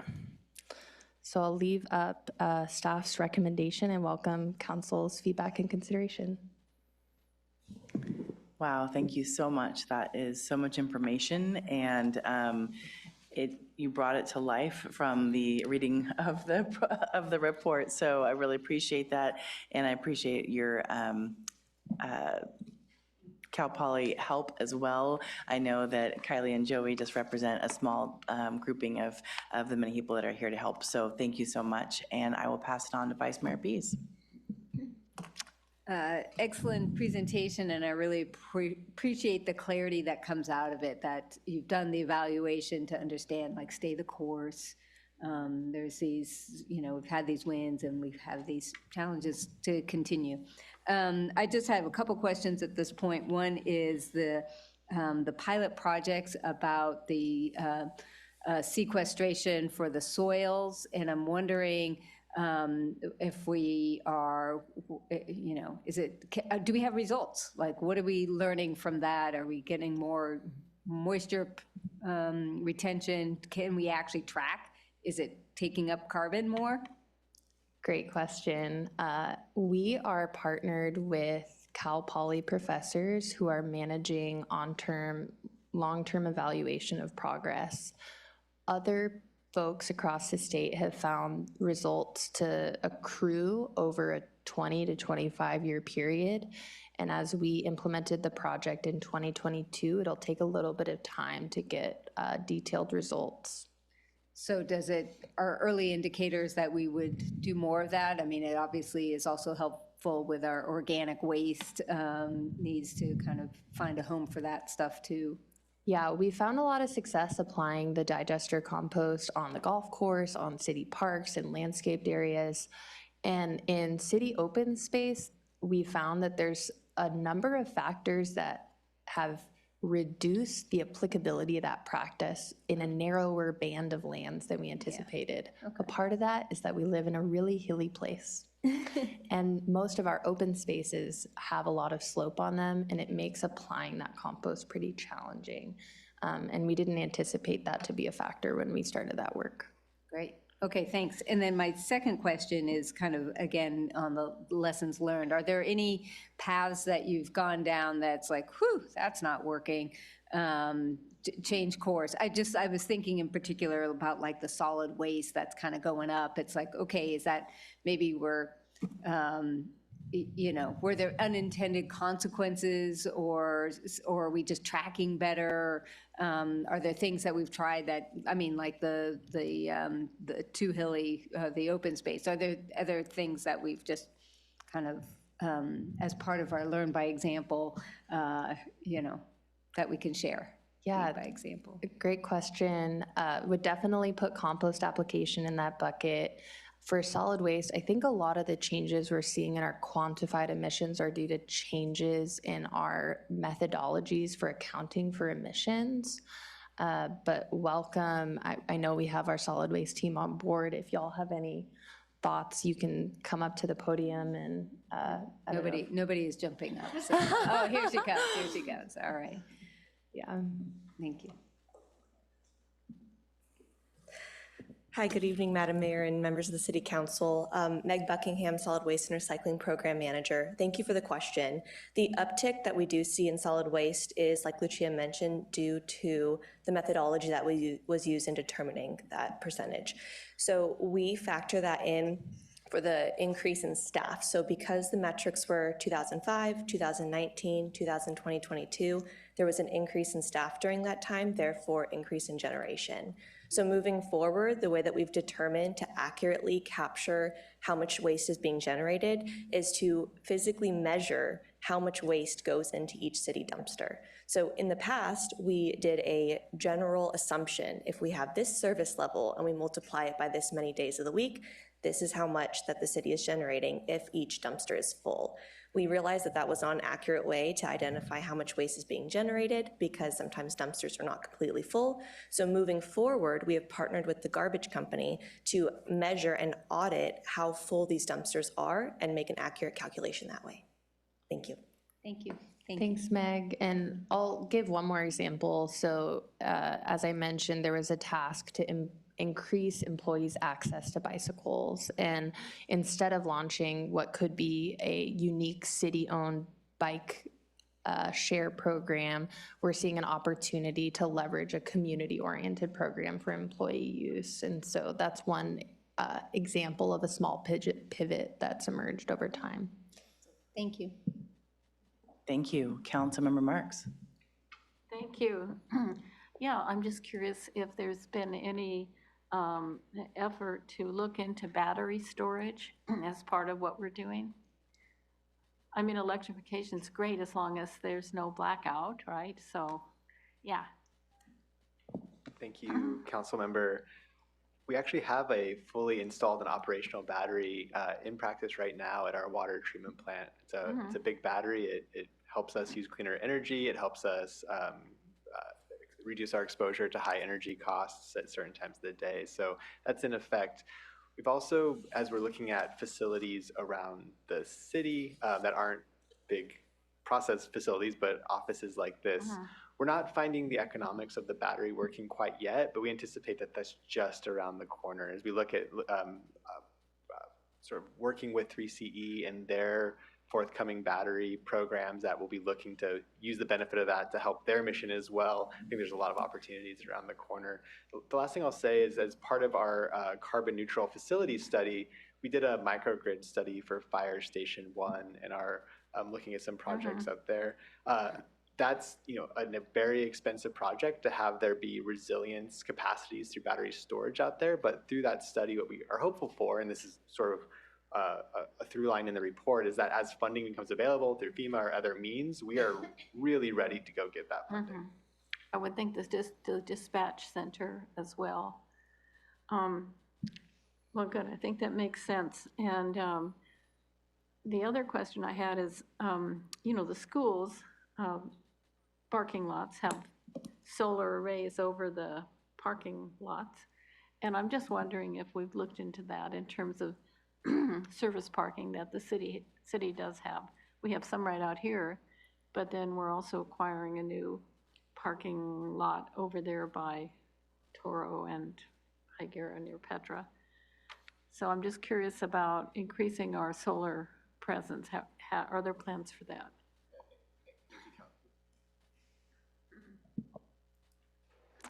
Thank you, Councilmember, for that question. We actually had several solar projects that were that we had agreed to in as far back as 2019, but for various reasons, largely because we were waiting for our bus yard to be fully paved and designed, and the financing of the projects meant they had to get built together. They've been delayed till now. So we're looking at the finances of those projects, the financials of those projects given updated rates, but we're very close to concluding that analysis. And if it looks good, should be able to bring some solar to city parking lots in the relative near term. Thank you. And I just have one more suggestion about the compost. It's great on medians. I mean, open space has its own problems because of the hills and all that. Plus, you want the natural habitat too, which might not include compost. Because also the compost sometimes has little bits of plastic in it. But medians, anything like that, and I think the IWMA actually pays people to take compost to put on things like medians, pays entities to, they call it, what do they call it, Meg? Procurement, some? Yeah, Meg knows all about it. So. Okay, thank you. Thank you so much, Councilmember Shorsman. Thank you. Yeah, I just have 3 quick questions. The first one is about the building and facility energy section. There was something in there, I think it's page 5 of the report, or 807. It says the primary driver of natural gas reductions was the 2019 decommissioning of an electricity cogeneration system at the SLO Swim Center. So go SLO Swim Center. But despite these reductions in use, emissions from this sector likely increased between 2019 and 2022. I wondered if you could kind of explain that a little bit more. Thank you, Councilmember. And I'll note that in the spirit of the yellow energy conservation element, the Swim Center is a really interesting history of our city's investment in sustainability. The concrete sort of steps that go up by the school actually used to host a hydro solar array that spanned that entire area. That was the cutting edge at the time. Just like consuming as much natural gas as possible to generate electricity there was a cutting edge sustainability investment. Now we're moving past that and starting to look into solar and heat pumps there into the future. So it's just a really neat site that tells the story of our city's investment in the future. Regarding emissions from the electricity sector. So when we joined Central Coast Community Energy in 2019, the portfolio of electricity that was being procured was supported by what's called carbon-free attributes or carbon-free credits. So essentially, they were purchasing credits from hydro projects and other renewable carbon-free projects in the Pacific Northwest and among other places. And on paper, the carbon emissions were 0. That's a perfectly legitimate accounting practice that procuring entities use across the system. It allows for accounting of emissions. But I think it was 21 or 22, maybe even 2020, the policy board began to re-examine that procurement approach and said, wouldn't it be better if we were directly investing in renewable power generating facilities that we can then directly benefit from? And so pivoted in their procurement policy from procuring those credits into a line of direct investment. And so are on track by 2030 to be directly investing in enough electricity renewables, solar plus storage, geothermal, et cetera, to cover the entire area. So the downside of that is between 2020 and roughly the next year or two, the emissions profile of the portfolio is going to be higher than it otherwise would have been because we're not buying those carbon-free attributes and those projects haven't come online yet. So we're not investing in the clean energy instead, though? We are, it just takes time to build these things.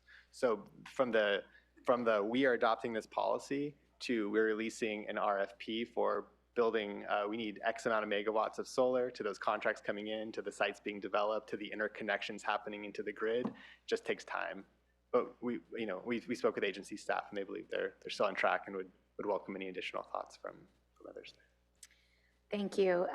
The second question I had was about the TRIP program.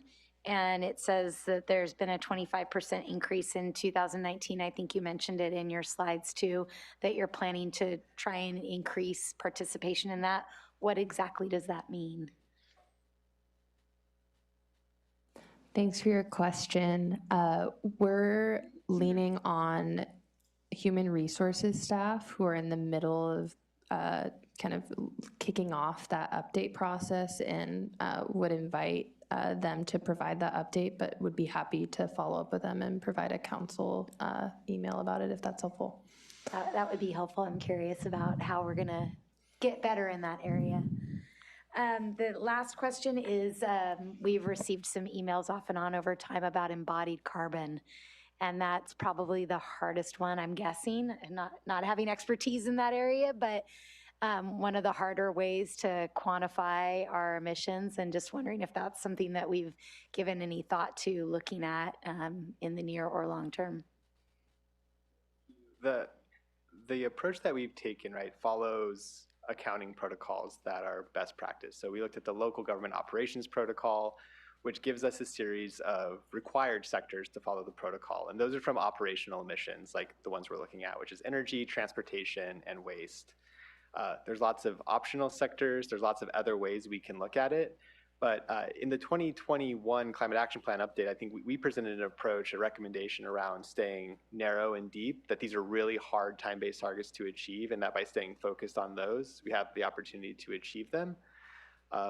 And so that's sort of our recommendation here. Now that said, there's lots of things that we can do that when we have the opportunity can decrease the emissions associated with our operations. One example is there's going to be a low carbon concrete component of the California Building Code that any large project will just have to follow. So that's sort of like regulation coming to us to help us achieve our goals.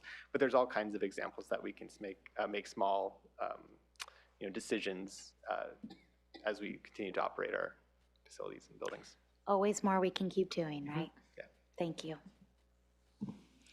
Thank you. I just had a couple quick questions. When I was looking at the numbers of the employees, VMT, I mean, I also think about the timing of it and more people returning to work versus working remote. I'm just wondering, is that part of the change as well as far as increased VMT? Mayor, that's a great question. The surveys we took sort of fell on opposite sides of COVID, so I don't know if we captured that exactly. Okay, yeah. Just curious. Although we did ask folks, how many days a week they commuted, what types of commute they took on a given work week, and so folks that do work remotely occasionally or have flex days, et cetera, that would be captured in the model. Okay, perfect, thank you.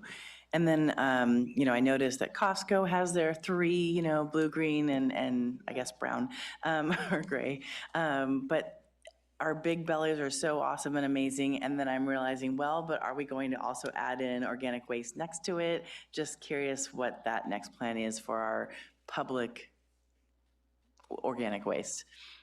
Thank you, Meg. Hello, Madam Mayor. Thank you for the question. Technical difficulties. Okay.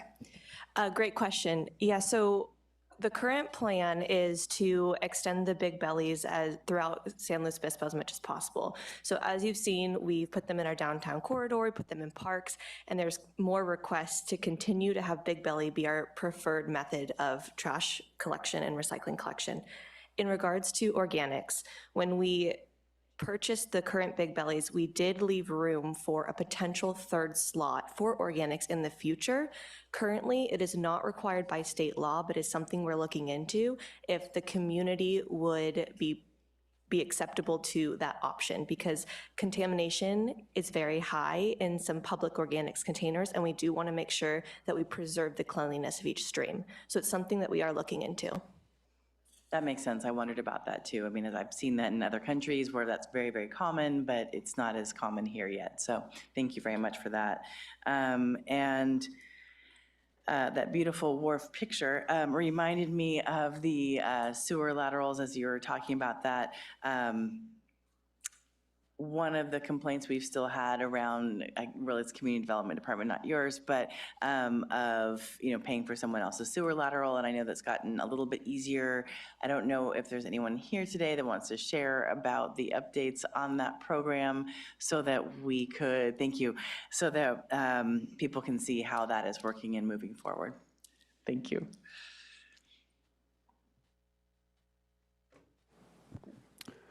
Good evening, Mayor and Council. Aaron Floyd, Utilities Director. As we had the opportunity, let me make sure this is okay, we are good. As we had an opportunity to share with Council about a month or so ago when we had our update to our municipal code, we had a lot of conversations, as you'll recall, related to the sewer lateral program. One of the primary processes in that is to really ensure, do we still need to have our sewer lateral program? As was discussed tonight, we obviously have a benefit in that from less inflow coming into the system, but we've taken a lot of steps along the way with our capital improvement projects, some of our replacement programs to see how can we move past that program, because we understand obviously that's not a favorite of the development community.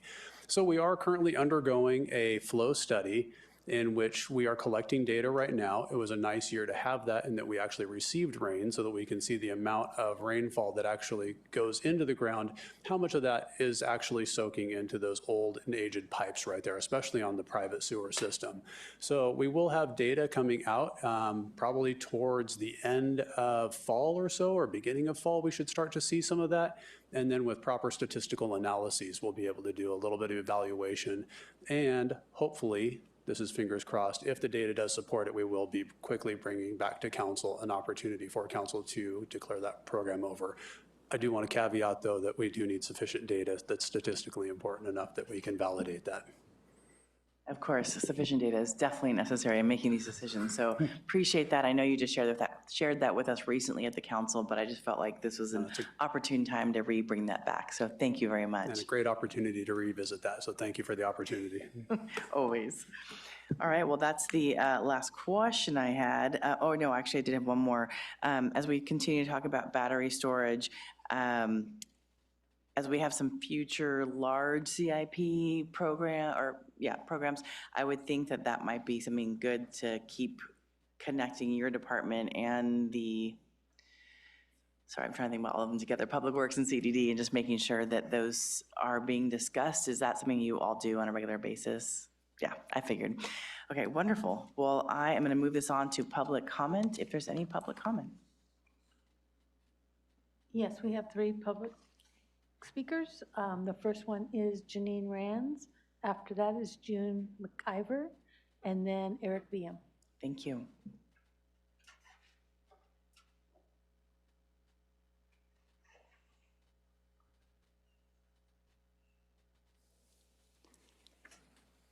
Is this on? There it is. I just realized, sitting there, that tonight you're speaking about not circular economy. Is that correct? Okay. My speech is about circular economy, and next time then? I will just briefly allude to it because I want to come back when you're speaking about that.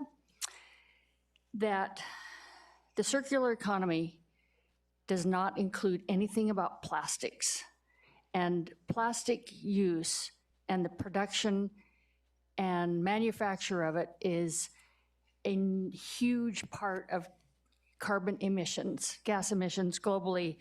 It has 3.4% of global greenhouse gas emissions, and 90% of that comes from the production and conversion from fossil fuels. So when you get to that point, I'll come back with more information, and because we do have 3 city ordinances on plastics, and they're not included in your report, your circular economy report. So I would like you to address that. Thanks. Thank you.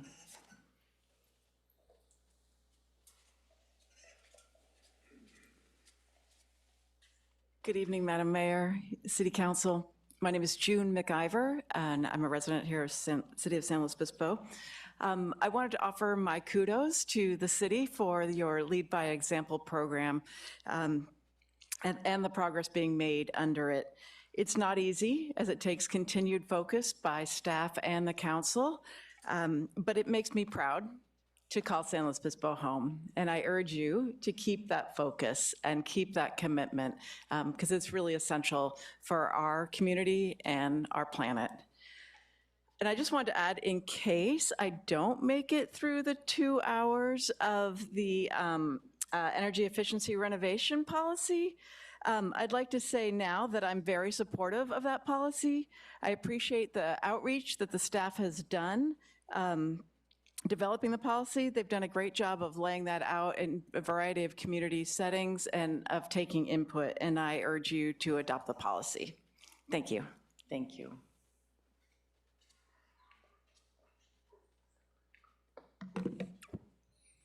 Honorable Mayor and Council, Eric Vium speaking on behalf of Slow Climate Coalition. I want to just start by saying, wow. I'm just really impressed by everything that's been accomplished by the city. As you said, it was a lot, and I think it's a testament to a number of things I want to highlight.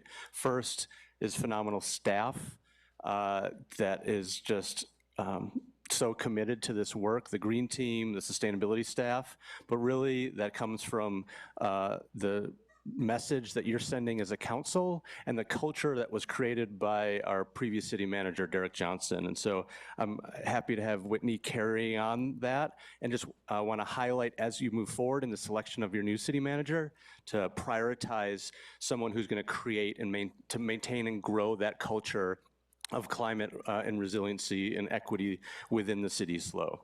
That's the first thing. Second is, from this, what's next, right? There's work yet to be done, and so I want to have you move your gaze towards the budget setting process, and that starts in the fall, thinking about how to allocate resources in the CIP to continue this, how to continue to support staff in their pursuit of other people's funding through grants and otherwise, whether it's grant writing resources, staffing, whatever it takes. They're just multiplying our ability to continue moving, and just to make sure that that's a priority as you go into the budget setting process. And then to speak towards resiliency, I think there's a massive opportunity in the city communicating with more intention about this priority to Central Coast Community Energy. As there's several examples, Ava Community Energy in the East Bay is in the process of pursuing a critical municipal facilities program, which is 80 resiliency projects across 8 cities on the magnitude of like $60 million in solar and storage projects. Our community choice program could be replicating that. Additionally, Ava Community Energy has dedicated $15 million to help subsidize battery storage to offset the impacts of net energy metering and to support the installation of resiliency centers. Another program that our community choice program could emulate and fund. We've got significant financial resources that could be dedicated towards local resiliency, and there's models that we can follow, and it'd take us to pressure them to focus in that area. And I'll just wrap up by saying I'm deeply appreciative again of this council and the staff for all of your efforts to lead by example and to continue to share the amazing work. Sustainable SLO is everywhere out there. I see it, and it's appreciated. So thank you. Thank you so much. Any other speakers? Okay, we'll bring him back to the council. Vice Mayor Pease. Thank you so much. This is a receive and file, and I'm super excited and supportive of the work. I think the only item that has come up for me on these reports all along is that critical review of what's the highest impact. I get it, we have a plan, and I certainly wouldn't want to willy-nilly, pick some other items to take us off of that deep dive, as you described. And we're learning a lot all the time, just, as you kind of make the minor pivots along the way.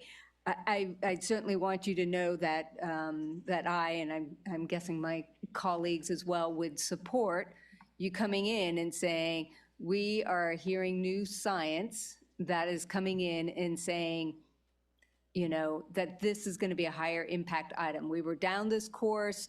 We got 60% of the way, but we really think our resources need to go to this other thing. And it could be resiliency in batteries. It could be like we're learning a lot about refrigerants and the global warming potential of these different refrigerants that are in the equipment. And so kind of making choices there, embodied carbon, whatever it might be. I just want to make sure that that you have our trust to be able to bring stuff forward or just run with it as,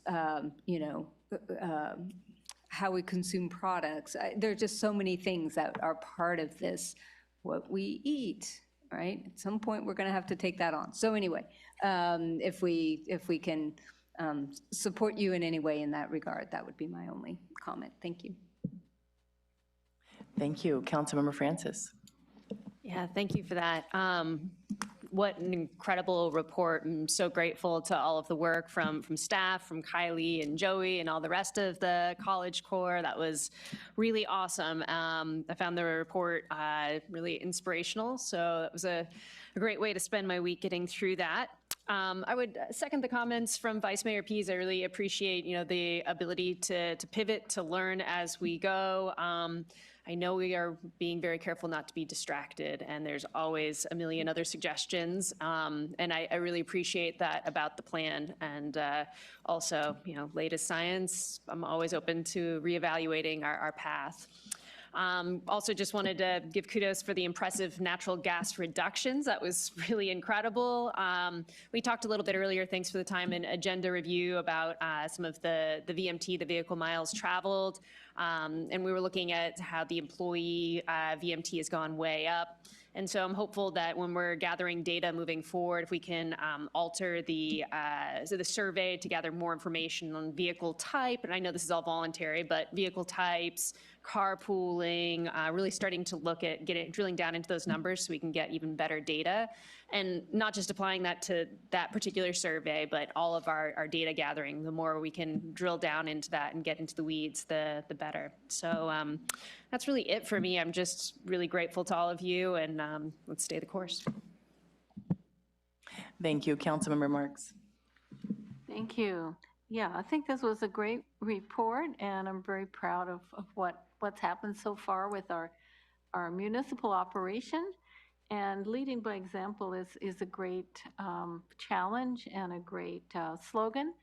And I'm hoping that in some way the lessons learned can also be shared with the school districts, with the large employers, the hospitals. I don't have to list them all, but we're and the county, certainly the county operation. Now they've got a new CAO. I'm hoping that at some point the report is not just inward, not just, well, hey, we're doing what we're supposed to do, but also at some point, and maybe this is premature, but at some point to really do the outreach and let these other organizations know, well, here's what we found, not in a preachy way, but hey, this would really help you out. This would help you save money on energy, and it would give you a chance to help combat climate change and prepare for resiliency. I feel that that's really important to look at not only the best case scenario, but also the worst case scenario in case there were some kind of disaster that disrupted the flow of electricity. And we're talking about how great electrifying everything is. Well, yeah, as long as the grid is working, as long as there's no blackout. So what if there is a blackout? So, you know, that whole thing. Anyway, more power to you. I really feel happy about what you're doing. Thank you. Thank you, Councilmember Shorsman. Thank you. Yes, it is a great report. Easy to read. I really think that your reports are always really well written too, so it makes it easier to dig through, especially when we've got a packet of 850 or so pages. So thank you for that, making it readable and generally using language that, you know, anybody can understand. This is very technical stuff, so I appreciate that. The one thing that I think I would add, you know, I appreciate the Vice Mayor's sentiment about, you know, if we're going not the wrong direction, there are so many directions we could go, but if we find a way that, you know, maybe we can make more impact, looking at those areas and always kind of keeping those possibilities on the horizon. And maybe if we can start to gather some baseline data in some of those areas. She gave some examples. I used the example of embodied carbon, you know, so that when we are able to look at those, when we've checked some of the easier things off the list and we're ready to delve into some of the more challenging things, we have some of that baseline data to show the improvements when we're actually able to get there. So thank you again. I know you gather a lot of data already, so, you know, just put that in the back of your minds. But thank you. Great report. Well, thank you. And lastly, I won't repeat what everyone has already said, but I do love the significant impact aspect. You know, I think that with the grants that over $15 million, there's obviously people who are trying to do what we're doing, which is improving and trying to change on climate action to combat the climate change. Sorry, let me try to say that a little bit slower. And I also think about the communications and outreach. It's never over.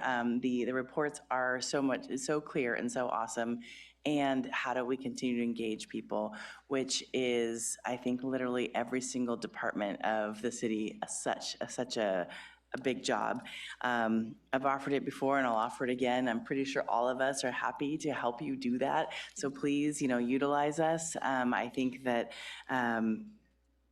there are people who want to come to a fair and they want to come to a meeting, but there are people who are just busy living their life. And so what can we do to help you get that information out, I think is going to be just really important, especially as we're getting past the low-hanging fruit, as you say. We're going to be asking whether it's today's next topic or future items. We're going to be asking people to make some bigger decisions in their life, and to do that, they have to know what's happening. So just want to encourage that. And I did see a sign at Cal Poly about the bike share and bike link. So I'm just really hope that goes well. I'm really excited about it. And I think we just have some really great plans that have a lot to do. I have had some conversations with a company who does organic waste in people's homes, and I really think there is just but the way they do it is then you mail it back to them in this cute little brick, and I'm like, no, why would we mail it back? So I think there's some real opportunities with maybe IWMA and figuring out how do we kind of combine some of those worlds so we're all working together, individuals and as a municipality. And lastly, I will say that I hope that we can continue to work even more with IWMA. I find it in my other hat hard to get a double visit for our green waste from IWMA in our business side. So the gray and blue waste was easy to get a second or third visit. So I think just as we continue talking to other businesses and seeing what's working and what's not working, so we can continue to improve that for people who are willing and want to make it faster. So just really appreciate this. And do we need an official motion to receive and file? Wonderful. Then we're going to go ahead and take a 10-minute break, and thank you so much. Well, hello, everyone. Thank you for that break, and we'll go ahead and return back to the general meeting. We are going to be talking about energy efficient renovations policy for major residential additions and alterations. We have Mike Lowe and Chris Reed. Oh, so sorry. We have Vice Mayor Pease. I apologize. Thank you so much. I'll need to recuse from this item due to my business being involved in design and construction. Thank you. Deputy City Manager Herman. Thank you, Mayor and council members. We're happy to be here for this item as well. The previous item, I think, gave the community and council members a great idea of what work we're doing internally to meet our climate action goals. And this item is an example of the important role that the community has to play in meeting our community-wide goals. This item is a follow-up on the study session with the council in December on existing buildings energy retrofit policies. And importantly, this work is based upon the adopted climate action plan, which commits to a 50% reduction in existing building on-site emissions by 2030. And just to note that existing buildings are the second largest source of emissions for our community at 25%. I'm very happy to say that this work was done in coordination with our community development department, and we're happy to have not only Chris, but also our chief building official, Michael Lowe, here to present this report, and I'm happy to hand it over to them. Thank you, Mr. Herman, and Mayor and Council. Good evening. Chris Reed, Sustainability Manager, joined by Michael Lowe, Chief Building Official, and staff from CDD and Admin tonight. Staff's recommendation is to introduce a draft ordinance approving the energy efficient renovations policy for major residential additions and alterations. We'll start tonight's presentation with some background and context. So staff's recommendation is rooted in general plan policy, including conservation and open space element policy from 2006, directing the city to address atmospheric climate change, land use and circulation element policy from 2014, directing the city to adopt and implement a climate action plan and to support more energy efficient buildings, and climate adaptation and safety element policy that directs staff to develop energy efficiency programs to ensure buildings are places of refuge in a time of climate crisis. And while sustainability generally has been part of the city's policy work for decades, climate action has been a special area of focus since its first inclusion in the 2017 to 19 Major City Goal Work Program. The three documents you see here in the upper left are the city's climate action plan, which has a goal of carbon neutral community-wide emissions by 2035 with a goal of 50% reduction in existing emissions by the end of this decade. To the right is the updated climate action plan, which when readopted in 21, readopted those goals and reaffirmed those goals and included a work program item to begin to evaluate the equitable and effective policy options that were available for existing building retrofits. And then the financial plan there at the bottom brought those tasks into our staff's work program. And as Mr. Herman alluded to, we had a study session in December of 2023 to provide some options moving forward. And as a result of that study session, we return here tonight with our proposed policy. An important finding from the December study session was around how our buildings use energy. And it turns out that the vast majority of energy used in our buildings comes from heating water and heating our air. While it's true that the policy we're presenting tonight is a local amendment to the California Energy Code, which means that we are precluded from any regulation on cooking equipment or kitchen equipment, clothes dryers, and some other special end uses, this is still aligned with our policy objectives. We're able to focus on whole home efficiency and then the major sources of emissions, which again are water, heating, and space heating. I'm going to take two quick slides here just to sort of zoom in and then zoom out to provide some additional big picture context. We spent a long time talking about lead by example, so we'll take a very short time here just to note that one of the benefits of doing that work is that when we start to look at other policy areas like this, for example, we have pretty extensive experience now installing, maintaining, operating heat pump hot water heaters, for example. And it turns out when you plug them in, they give you hot water. And so we're aware of how that works, supply chain issues, access to them, the types of labor that's required to install them, et cetera. And that really informs how we develop this policy. Now instead of looking inwards, taking a big zoom outwards, We also live in California, a state that has its own ambitious climate action goals. Legislature adopted those, governor signed those, and assigned the California Air Resources Board with developing the state's climate action plan. And they're really serious about implementing it. I think you all will be familiar with rulemaking related to requiring that new car sales be all electric starting in the next decade, rules around not being able to sell gas-powered small equipment, for example. And right now, the Air Resources Board is undergoing rulemaking around the zero emissions appliance standards, which would essentially preclude the ability to purchase gas-powered water heaters or HVAC equipment from stores starting in 2030. So the rulemaking still has to go through, but we are looking at a future where someone just 6 years from now that's looking to replace their gas HVAC system or water heater may not be able to find a like-for-like replacement. And so when we develop this policy, we're focusing on our emissions. We're focusing on ways to benefit our community, to align with our other major city goals. But we can also look outward to see how we can use our policy development process to help us be ready for the future and ensure our buildings are ready as well. Okay, to get to the energy efficient renovation policy. The proposed policy would add definitions to the municipal code and would create new project types: a major addition, a major alteration, and a combination major addition and alteration. And these would be projects with 500 or more square feet of new conditioned floor area or work area, or some combination of those, and would cover work completed within a 1-year period. Now, it's important to note that these are large and complicated construction projects, and as such, already require energy code compliance.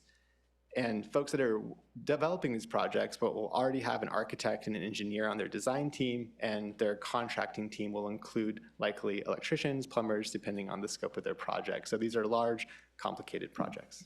And the 500 square foot threshold was something staff spent a considerable amount of time on. We looked at what other jurisdictions have done, we looked at what other standards for existing buildings require, and we considered different sizes and approaches. In other building standards, projects are considered a major alteration if it has a work area that is 50% or more of the total existing building. However, a threshold in that form of the percentage would trigger the policy for smaller projects in smaller homes and not trigger the same size project in larger homes. So if you can imagine a scenario where you have a 1,000 square foot home, a 500 square foot threshold, or 50% threshold would trigger at 500, 3,000 square foot wouldn't be triggered till 1,500. We ultimately landed on the 500 square foot when considering the costs of construction and the estimated costs of this policy that Mr. Reed will eventually show you here. But the estimated costs of the policy that will be incurred by the project applicant. We understand that renovations and alterations cost anywhere from $200 a square foot to about $400 a square foot. And so $200 is a very conservative number. Many builders would say they would love to build at that rate. And there are some in our community who are doing projects at that price point. So with this in mind, this policy should not impact projects with a construction cost of less than $100,000. And it is at that price point where we found the estimated cost of implementing this policy was proportional to the overall project costs.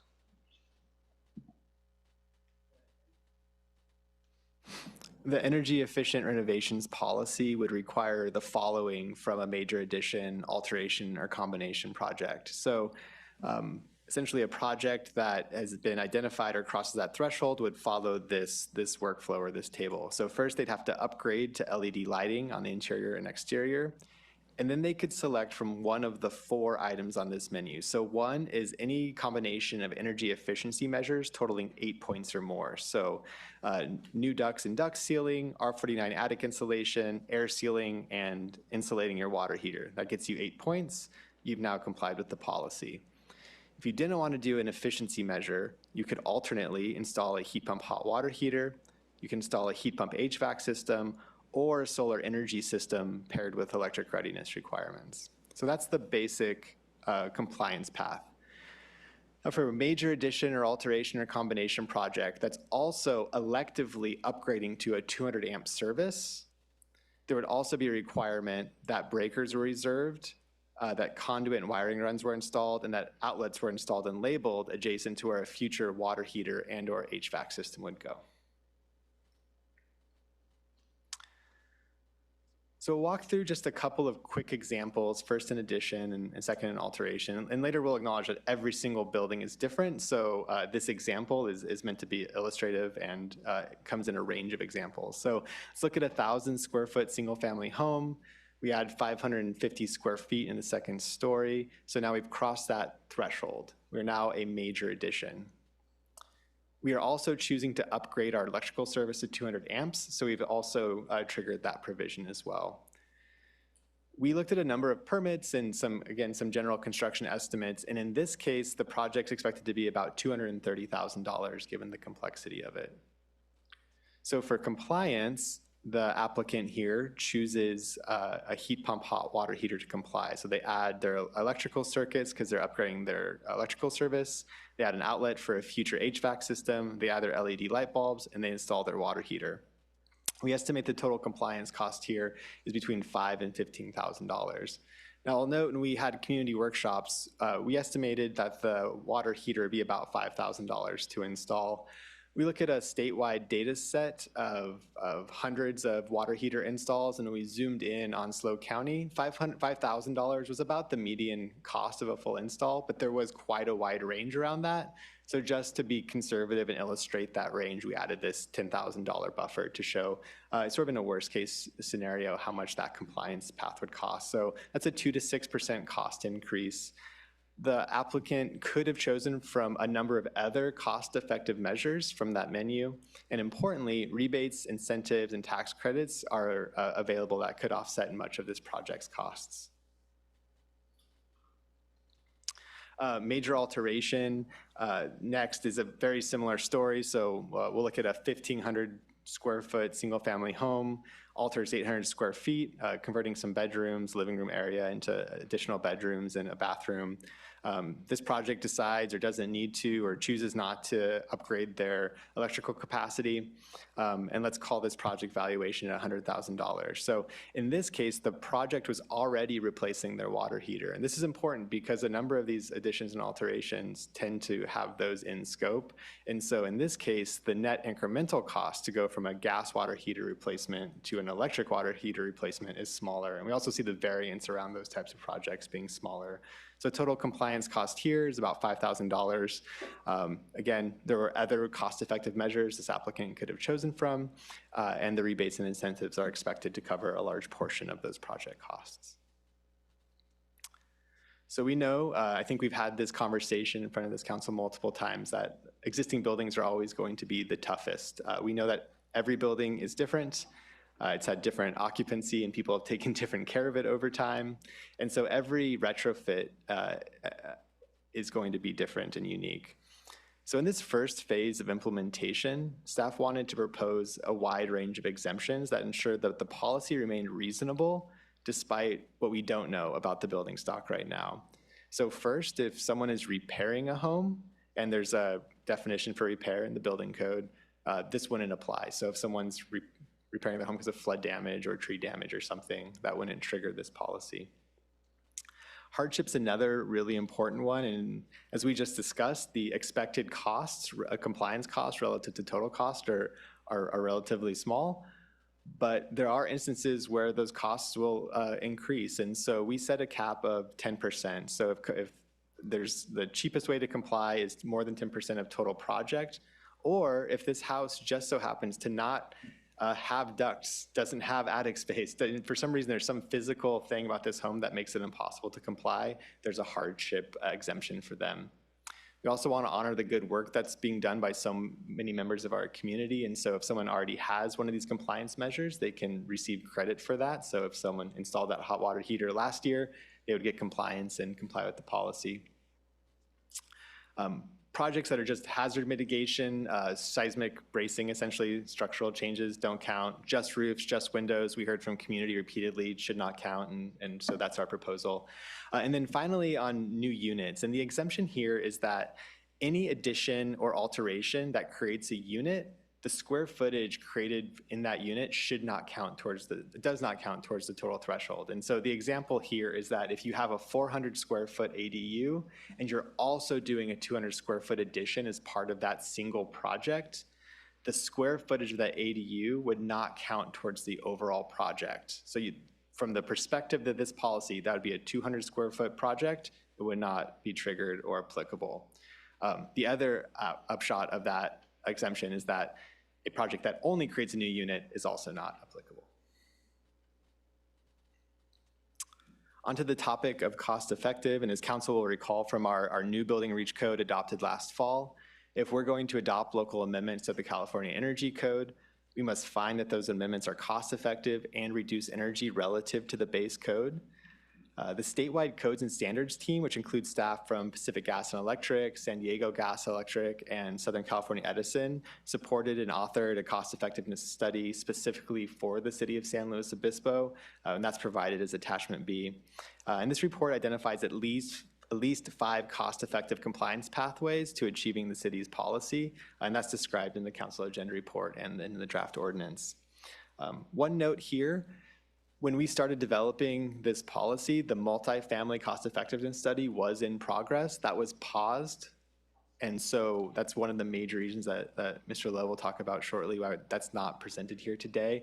We just heard from their staff that they are they're kicking that back off and expect to have that completed by the end of the year. So as we come back for a policy update, that is certainly something that we could consider.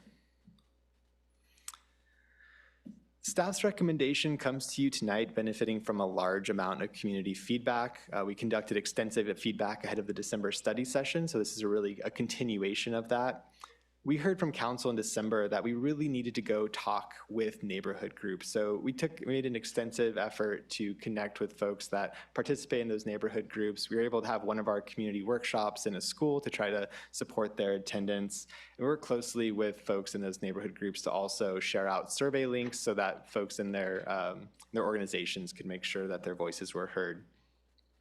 In addition, we spoke with and presented to key stakeholders on this list, including the Chamber of Commerce, Climate Coalition, Central Coast Community Energy, which we've been able to develop some neat ideas on helping make getting incentives and rebates easier for community members in SLO. 3C REN, contractors, the Construction Board of Appeal, and Developers Roundtable. And as described in the report, the policy before you today really benefits from all of that interaction.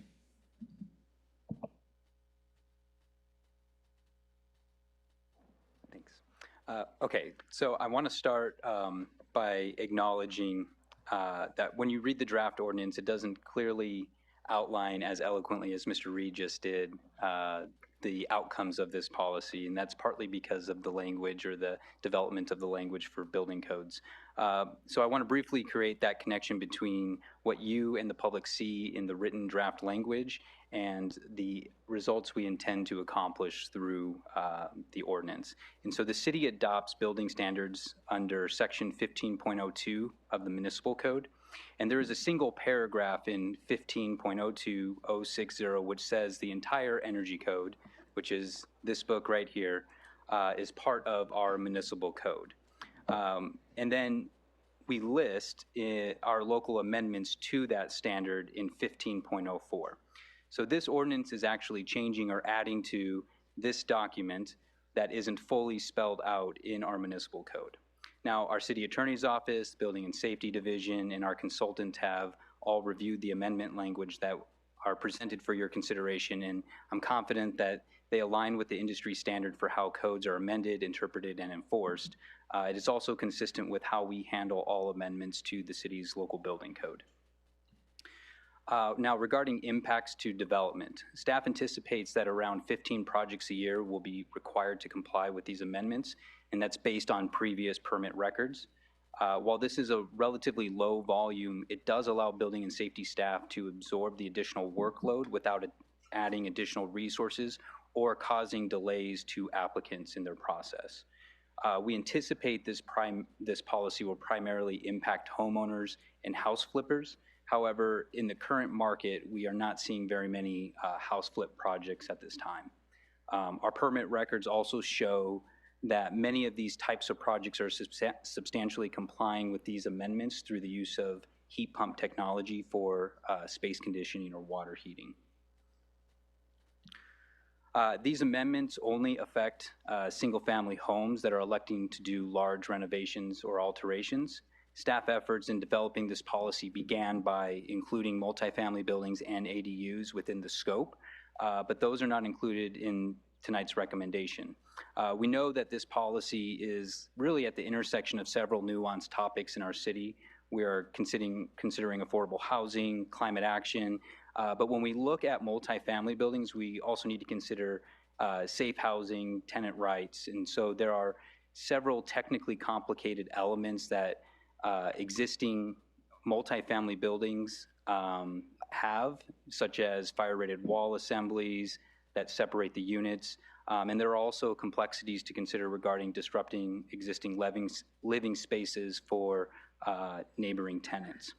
Ultimately, our recommendation tonight moved forward without multifamily buildings because, as Mr. Reed previously mentioned, we have not yet received the state's cost effectiveness study on these structures.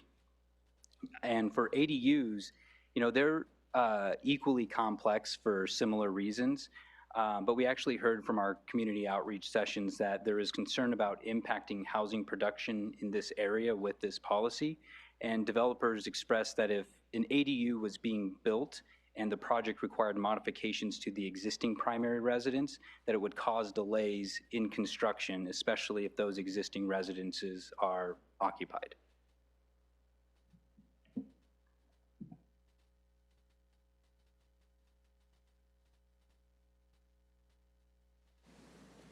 right, we'll conclude with next steps and alternatives. Should council approve staff's recommendation tonight, the next step would be a second reading conducted in June of 2024. We would then submit the code and our cost effectiveness studies to the California Energy Commission for their approval. Concurrent with their review, we would also spend the second half of this year developing implementation forms, trainings, and help desk services. And I'm excited to share that we've been able to work with 3C Ren, that should council move forward with this policy, we'll be able to use their Energy Code Coach service to actually develop all of those forms and trainings at no cost to the city. So it's a Public Utilities Commission funded program specifically for initiatives like this, and we'll be able to benefit from that fully. The next step that's not listed here, so the policy would go into effect next January. The next step that's not listed here is that the California Building Code needs to be updated every 3 years. And so that'll come back to council in late 2025. And with that, this REACH code would need to be updated. So staff's recommendation is to adopt the REACH code this year as a sort of de facto pilot and learn rapid lessons so that by the time we're adopting the next one, we've been able to incorporate those lessons moving forward. Staff's presented a number of alternatives ranging from no action tonight to providing direction to continue to look at ADUs and multifamily units, to providing specific direction on changes to the policy, to delaying adoption implementation until the next code cycle. That concludes staff's presentation. I'll leave the recommendation on the screen, and we're happy to answer any questions. Thank you. Can you go back to the ADU for a second and share why you didn't include that? It seemed as though that report was done. So as far as why ADUs are exempt, it seemed like on that one slide, the ADUs were, that report was completed. Sure. You go ahead. Yeah, so we have the cost effectiveness studies that I think are applicable to the accessory dwelling units.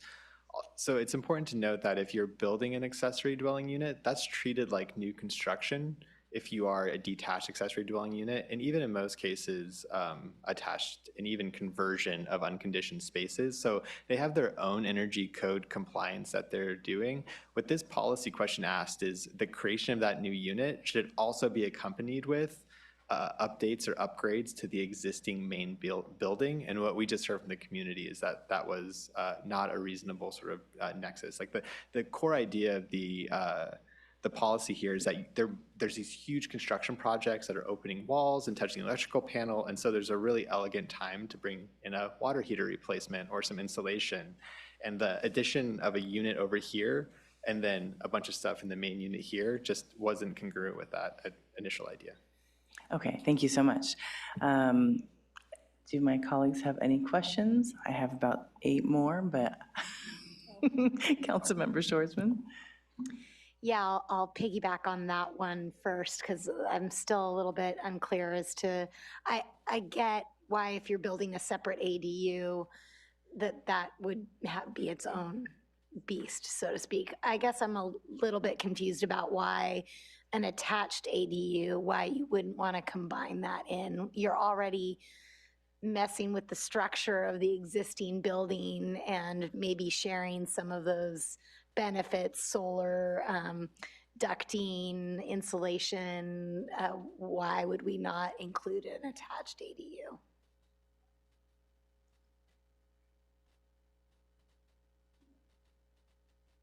Sure, I'll be happy to. We provided an agenda correspondence to council that talked a little bit about this as well, but I think in short, one, we were trying to be responsive to community feedback, and two, I think we felt that given the thresholds that were established in this ordinance and that ADUs are relatively complex in their own right as it pertains to existing state law, that they should be really addressed separately outside of this ordinance before you tonight. And so we're happy to take direction from council if that's a work item that you'd like us to continue to explore, but ultimately it just did not fit in terms of what we're proposing this evening, and also in response to community feedback. We received some correspondence from the community about the inclusion of incentives in this, sort of these are the requirements, are there incentives to go along with it? And I know in the staff report, you touched on a lot of the rebates and different policies that are available right now, and there's a lot of things sort of changing in that environment. This might not, we don't know that those things are going to be available forever. And so just wondered if you could speak to whether you got any feedback from the community about incentives, or if that was something that you even considered in writing this. Yeah, thank you for the question. I'll start by saying that there are a number of rebates and incentives that are provided by regional entities. So Central Coast Community Energy has a rebate. 3C REN has a rebate for energy efficiency improvements. We expect those to be durable. We spoke with the staff, and 3C REN's on sort of a long contract period with the Public Utilities Commission. So within any given year, the funds go up and down, but that they are expected to have those funds for the foreseeable future. 3CE has policy.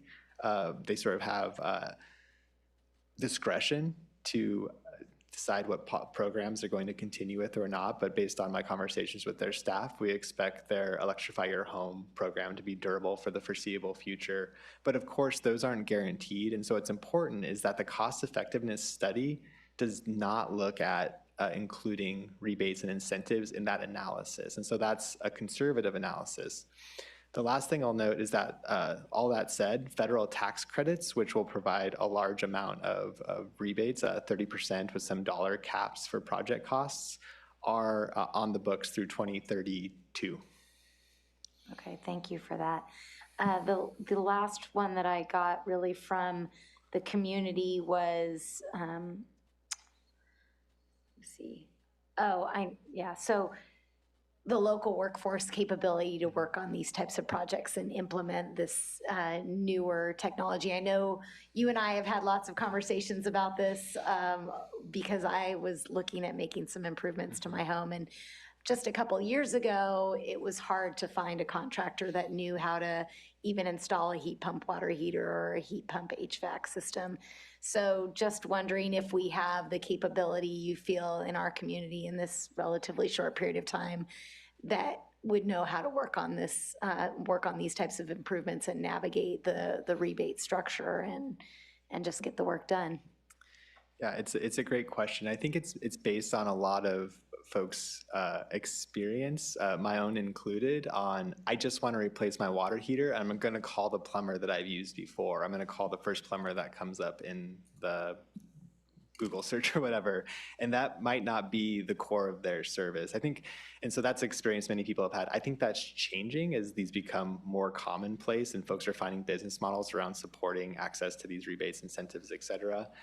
I will say that these types of projects are just fundamentally different than calling a plumber up and asking to change a water heater, right? Like, these have design components. There's going out and assembling the contractor team. And when we spoke to some small firms, some large firms, generally speaking, like when the contract comes forward or when the opportunity to do this work at this scale occurs, we heard from them that they didn't have a concern about having the capacity.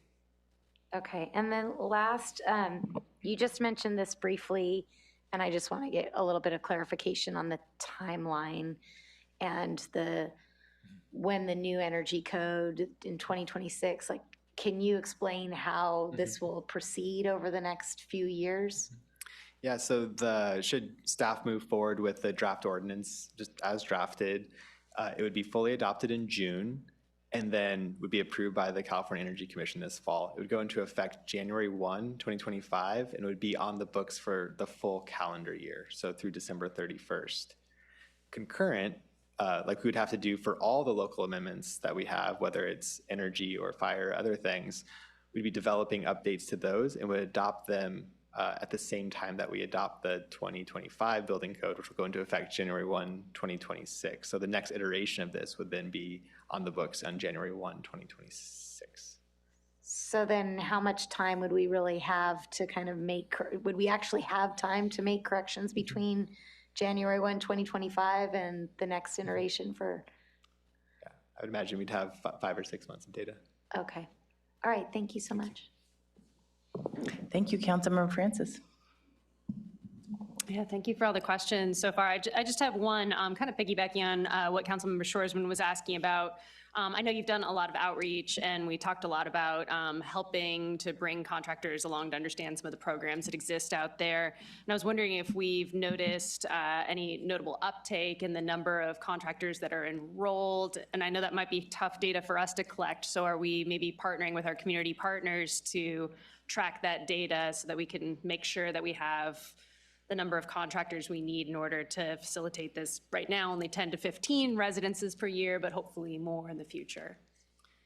Thank you for the question. I don't have that data on hand, but certainly Central Coast Community Energy would be able to provide that. And so I'd be happy to get that information and share it back with council. Excellent. And anecdotally, to answer your question, Councilmember Shoresman, I enrolled in the Electrify Your Home program, and within 3 days had, I think, half dozen contractors from the region contact me. So it seems like there are some, but again, it's anecdotal, and I'd love to have some data to kind of back up that we have the contractors to back up the program. But thanks. Thank you, Councilmember Marks. Thank you. Yeah, well, it's a very impressive book you have there, that building code. Does it only affect residential development? Staff's proposed policy is for single-family residential only. No, what I'm asking is about the building code itself. Does the building code only affect residential? No, the building code and the energy code in specific has standards for all building types. Right. So my question is, why are we just looking at residential? You had said earlier that the goal that was set by the Climate Action Plan was 50% reduction in existing buildings, and then we're talking about residential, and we're talking about 10 to 15 houses per year, and so I'm just wondering why you have chosen such a narrow scope for this kind of,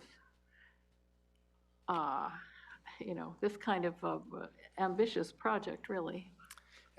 Thank you for the question. In the December study session, staff laid out several options, really sort of concurrent pathways to follow. And I think what we heard from council was to return with this relatively small piece early this year, and then spend a year learning more about the other pieces, one of which was a large building performance standard. And so outside of this work, we're also doing research in that space as well, and we'll expect to come back with more information to council later this year, early next year.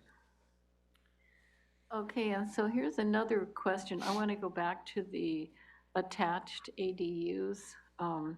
Actually, in our old house on Albert Drive across the street, there was a giant construction project on this single-family residence, which added an ADU that was just about took up the whole front yard, and they had the whole place torn apart. And so I'm wondering, I know this question's already been asked, but I don't feel I got a good answer. Attached ADUs are really part of the house, so why why would that square footage not be included? I know you said that people don't want it to be included, but, you know, some people are really interested in making a profit and not anything else, so I'm just, do you feel that there would be a state law against doing that, or, you know, what would the problem be there? City Attorney? Maybe I can try. So there is obviously a robust and ever-evolving body of law governing ADU regulation, and specifically advancing ADU production and limiting conditions, regulations, and anything that would burden the production of ADUs. And so combined with the public input that staff received, we feel like we would like further opportunity to ensure that any direction we got to council to include that square footage as a trigger for these kinds of requirements is squarely in alignment with those ADU regulations, and in particular would like the opportunity to interact a little further with HCD on their position, as they've taken very, very aggressive enforcement positions as it relates to the regulation of ADUs.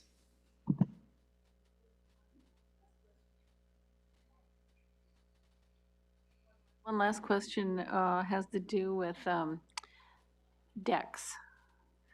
Are decks included in square footage? And what about decks that later are enclosed and turn into rooms? The energy code regulates conditioned space is essentially how it looks at it. So if it is an indoor space that is conditioned, then it is an indoor space. Now, there are perhaps illegal or non-conforming conditioned spaces that aren't part of the building footprint, right? So the conversion of those spaces through alteration or addition would then be covered by the building code, and if big enough, this proposed policy. So the square footage would count even if the flooring was pre-existing as a deck, is that correct? They went from a deck to a conditioned space. Yeah, so they would be subject to the building code because it would be an addition, and if it was large enough, it would be triggered by this policy. Okay, thanks. That's all I have. Thanks. Thank you. So going back to the enough staff, I was very heartened to hear your response, because I've not been experiencing that response recently. So going back to enough staff, and I should say not staff, but contractors, builders, et cetera, that would be helping people. I look forward to seeing that data, because I think that would be helpful. And I'll leave my question until after that data. The other part I have a challenge with, I'm trying to figure out, wrap my head around, is the rebates and reimbursement. So when I was reading about the hardship, I was thinking that was people going through hardship, but it's not really, it's more about the building hardship. Is that correct? Yes, that's correct. And we modeled that after the building code's accessibility hardship. Okay. And so when costs or technical infeasibilities with the particular building arise, there's a process to go through where the building official can recognize that hardship and work with the applicant on a more local level to develop an equivalent accommodation if possible. Okay, got it. And it seems as though the rebates and reimbursements sometimes run out, obviously before the end of the year. So I'm just trying to figure out, are there any other opportunities you would want to propose around our own city's budget? Is that something that you're considering, to provide those types of incentives or reimbursements or rebates? Mayor, good question. I think those rebates would also be subject to fluctuation in availability. And the thing about 3C Ren, for example, they're funded with our public goods surcharge. They have staff that are focused exclusively on administering programs at scale. They have a contract with the Public Utilities Commission to do so for the next decade. They have, allocated funds every year. Same with Central Coast Community Energy, right? Like a whole program staff. We actually, if you recall, we had a Green and Healthy Homes Roundtable series 2 years ago. And actually one of the things that we heard from community is that one more small rebate isn't that helpful. It's actually having sort of support in navigating that. And so, you know, I think for us, it's allowing those organizations and agencies to do their job really well, and where we have levers to advocate for better service, for programs that better benefit our community, to use those. And our role is really there. The last thing I'll say is that, of course, the federal tax credits are through 2032 and would play a large role in reimbursing costs on essentially every aspect of these projects. Yeah, thank you. No, I think some people just can't afford the wait for the reimbursement, so I was trying to understand a little bit more. And then as far as I think I'm just kind of going back to Councilmember Shorsman's question around do we have enough time? Because I'm thinking of this not so much as a pilot program if it's January 26th that the state goes into effect. So if there's more rules or more regulations that the state is putting into effect, we are seeing such a small period of time where we can really, if it's 10 to 15 projects a year, and then some take a little longer because we have more per year, we're not really gonna have that much time to adjust, it seems like. Am I missing something with that? No, I think you're right on there. You know, the state's going to publish the new edition, the 2025 edition, by July 1 of 2025. Right. And then, so that gives us 6 months before that publication. And really, what we'll be able to explore is the application process during that period, and maybe the kickoff of some of the construction. And really, the bulk of work that occurs with this policy implementation is through that application process. Because once we get the compliant designs on paper, it's just executing the construction project through the inspection program like we do with any other project. And so that's really where we need to focus on collecting the data, is that first 6 to 9 months, and it'll be through the application process. Okay, thank you. And then going back to staff, I assume in CDD, I know we've talked about, we've approved contractors trying to help your team be able to get through all of the work that we have now. So I see this being potentially additional work, and so I'm trying to understand how staff can handle this additional work. And I know earlier it was said it should be fine, it's only a few projects, but each project adds up, so I'm a little bit confused on that kind of mixed message. Yeah, and so this supplement is the first opportunity Director Tway and I have been able to really dive into the budget, and I think you're going to see some recommendations coming up to change staffing levels within the Building and Safety Division. But with that, we do have a considerable list of consultants on hand and dedicated resources for projects such as this to assist with additional plan review responsibilities.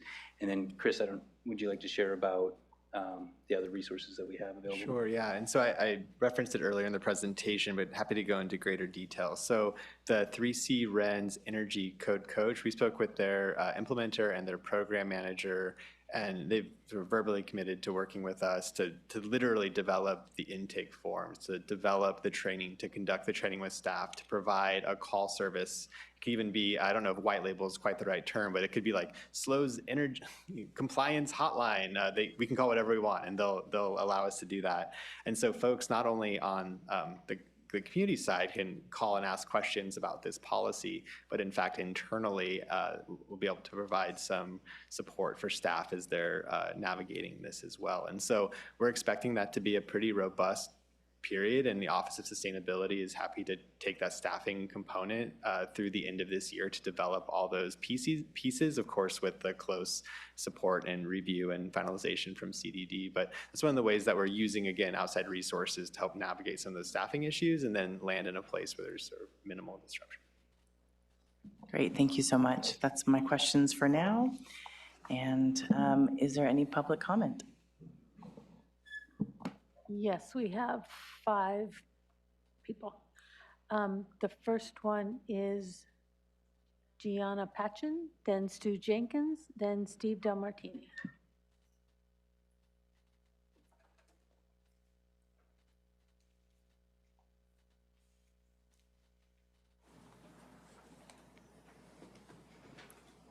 Hello, thank you for your time today. My name is Gianna Patchen. I am the brand new chapter coordinator for the San Luis Obispo Santa Lucia chapter of the Sierra Club. And I'm here today speaking on behalf of the San Luis Obispo Sierra Club, which represents our over 3,000 members and supporters in San Luis Obispo County. The Santa Lucia Sierra Club asks that you approve the staff recommendations and adopt the energy efficient renovations policy for major residential additions and alterations ordinance. Adopting this ordinance is an important step to continue SLO City's leadership combating the climate crisis, and also an important opportunity to improve indoor air quality and energy efficiency throughout homes in the city of San Luis Obispo. This is an opportunity for current and future homeowners to have homes and improved air quality and reduced carbon footprints for our city's homes and renters. The suggested energy efficiency measures are cost-effective, especially with the available local, state, and federal incentives. They also are an opportunity to increase the comfort, health, climate resilience while receiving major addition or alteration. Thank you for your time today. Thank you so much.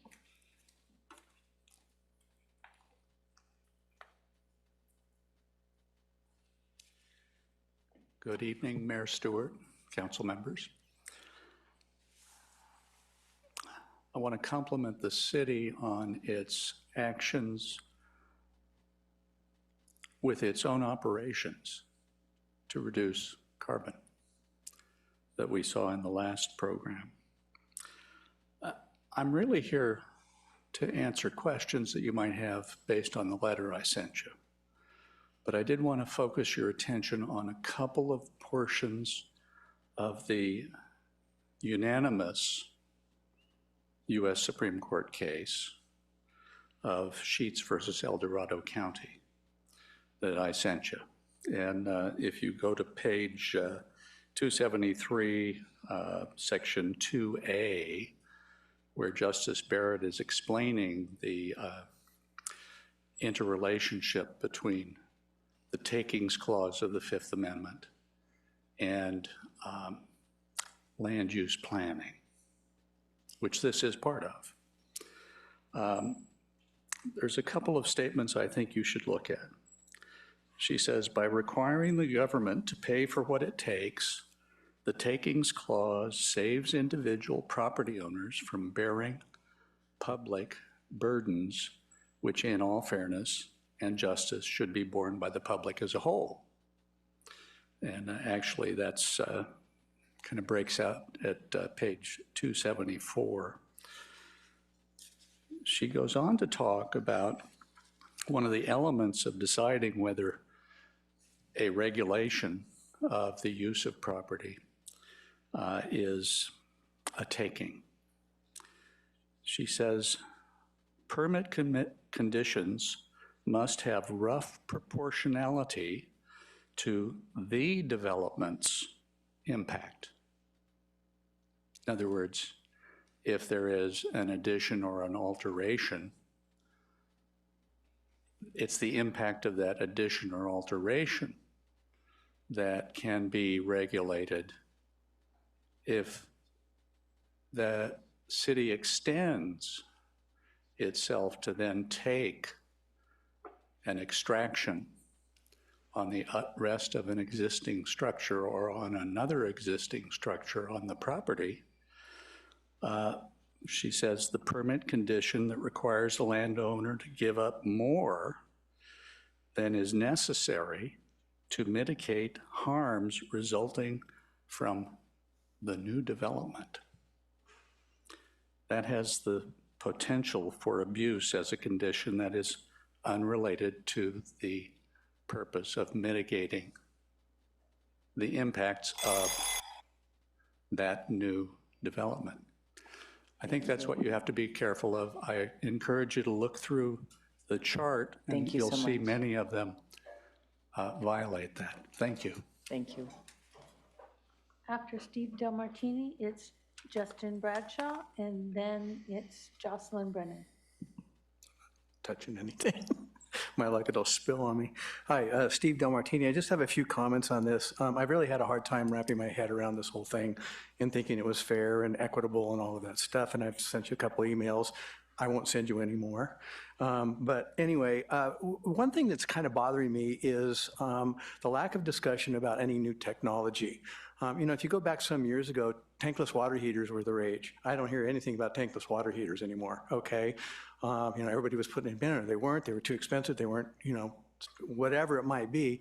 So there's always new technology, and I don't see anywhere in here that if new technology comes out in the next year, 6 months, 2 years, that someone should be able to bring that to the city and say, this is equal to the energy efficiency for this item that's not on one of your eight items to choose from. I mean, there should be an ability to say, okay, this is new, it's better, it's more economic, it's easier to install, it doesn't take new wiring, it doesn't take conduit, it doesn't take any of these things.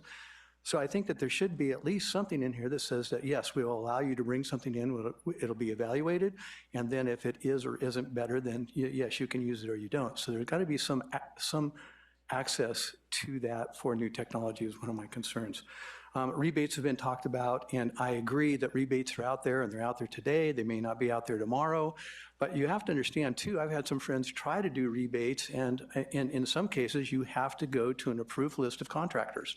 Okay, and that you're talking about, oh yeah, contractors are going to be available, we're going to have this and that.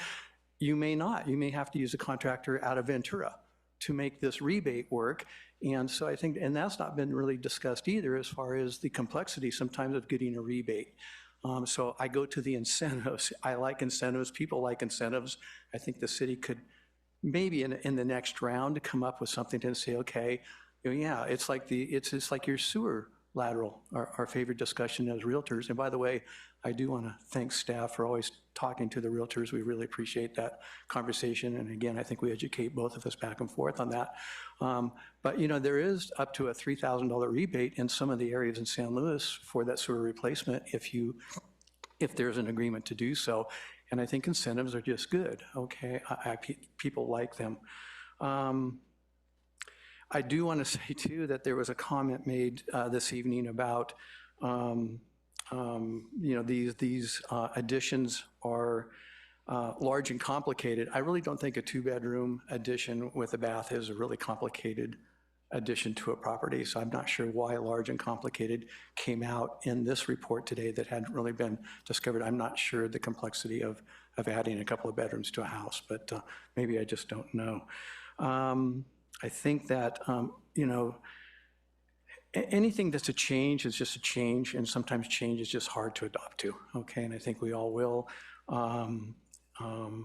So for that, I appreciate your time and your energies. Thank you. Thank you so much.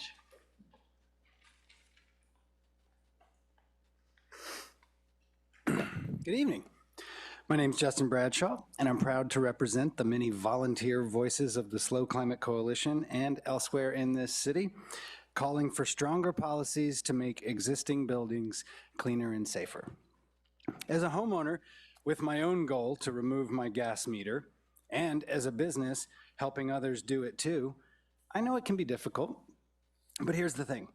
With the tremendous rebates that we've talked about, they're available for electrification right now. And they will be for the next year that this policy is in place. So there has never been a better opportunity to improve our homes now. And I do mean improve, because these proposed upgrades are a win-win for the homeowners doing renovations and additions. I would bet you money that everyone who falls under this policy would be glad to have the features they were compelled to install. They will literally be thanking us when their homes are cooler, their insulation is nicer, and they have these things that maybe they didn't think of at first, but are good for them too, not just for the city's climate goals. My only quibble with this well thought out and measured policy, and good job staff, and especially for the, wasn't written down, but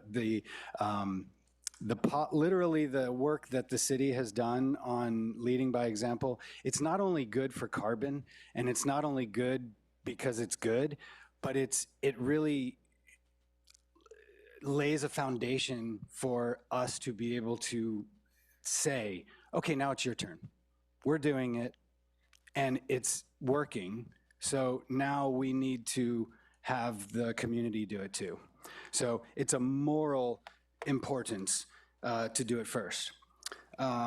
But I don't think this goes quite far enough. I mean, 15 projects a year, as some of you mentioned, is not very many. I think there are some ways to improve that, but I also agree, and I've, through this whole discussion, it's been very interesting that maybe it is a good time to like pilot this and say, this is only gonna impact 15 homeowners. So we'll learn something out of this. So this is a necessary thing. It's gonna have to be, we have to take this step to get to our climate goals, but it has to be just the beginning. So I encourage us to think a little bigger for the next round and eventually let all buildings benefit from cleaner air, more comfortable spaces, and lower bills. By the way, never mind, by the way, sooner the better. Thank you so much. Take care. Thank you. After Jocelyn, it's Eric Viam and then Jim Dantona, and that's our last speaker. Good evening, Mayor Stewart and council members. Thank you for giving me the opportunity to speak today. I'm Jocelyn Brennan, the Government Affairs Director for SLO Coastal, Pismo Coast, and North County Association of Realtors. I want to extend my gratitude to the city staff for continuous efforts for taking the time to meet with the SLO Coastal Association of Realtors. We appreciate them engaging with us as stakeholders who work every day with homeowners and future homeowners. I want to address the city's energy efficiency policy and propose a few key points for your consideration. First and foremost, we recognize and applaud the city's commitment to promoting energy efficiency. It's a vital step towards sustainability and environmental stewardship. However, we believe there are opportunities to enhance this policy by providing more energy efficient options for points. By offering a broader range of options, property owners can select measures that best fit their specific situation, making it easier for everyone to contribute to our collective goals. We also strongly encourage the city to introduce incentives for achieving these energy efficiency points. For instance, a reduction in fees for those who meet or exceed certain efficiency benchmarks could serve as a powerful motivator. Financial incentives are proven to drive behavior change, and in this context, they could significantly accelerate our progress towards a greener and more sustainable community and discourage unpermitted renovations. Additionally, it's crucial to provide clarity on the costs and staff time associated with reviewing the energy efficiency plans. Transparency in this area will help the property owners and developers better understand the financial implications of their decisions. We also believe this should be a voluntary program, as energy efficiency technology is always improving. A voluntary approach allows property owners to adopt new innovations as they become available without mandates. It's important to mention that the SLO Coastal Association of Realtors, representing nearly 1,000 real estate-related business owners, will not at any point support point-of-sale energy efficiency requirements. And please consider providing direction to delay until the REACH code coincides with the 2025 building code update. Aligning our local policies with the state code will ensure smooth transition and avoid potential conflicts of redundancy. Finally, we should wait until the rebate programs are easier to navigate. Simplified access to rebates will make it easier and more feasible for property owners to invest in energy efficient measures, ensuring broader participation and greater overall impact. In conclusion, by offering more options, providing financial incentives, and clarifying review costs, adopting a voluntary approach, and aligning our timeline with the state, we can create a more effective and equitable energy efficiency policy. Thank you. Thank you so much.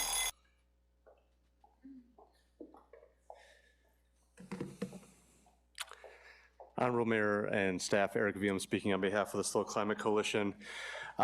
Just really believe that this is an important step, small step in the context of a much larger portfolio of actions that we need around existing buildings.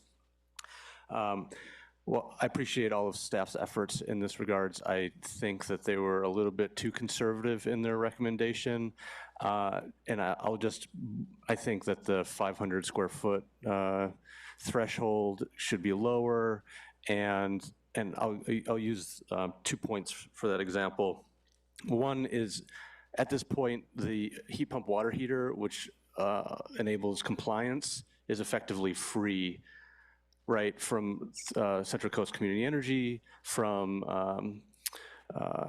Golden State rebates, 3C REN rebates, federal rebates, and most of that comes off the bill, the invoice, before the client even sees it, right? And so the fact that they can comply for free means that we should be lowering this threshold and allowing the hardship exemption to be a catch to kind of resolve those and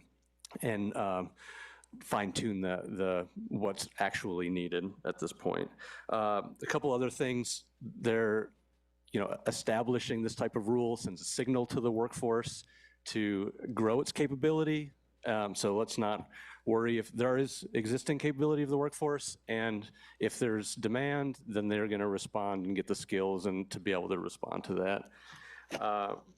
The Climate Coalition is also offering assistance services. I'm working with 12 homeowners in the community right now, navigating these, and I was working with Mike Horgan on a large renovation project, consulting with his client, and just seeing lots of opportunities to bring up money to bear to make their project more awesome.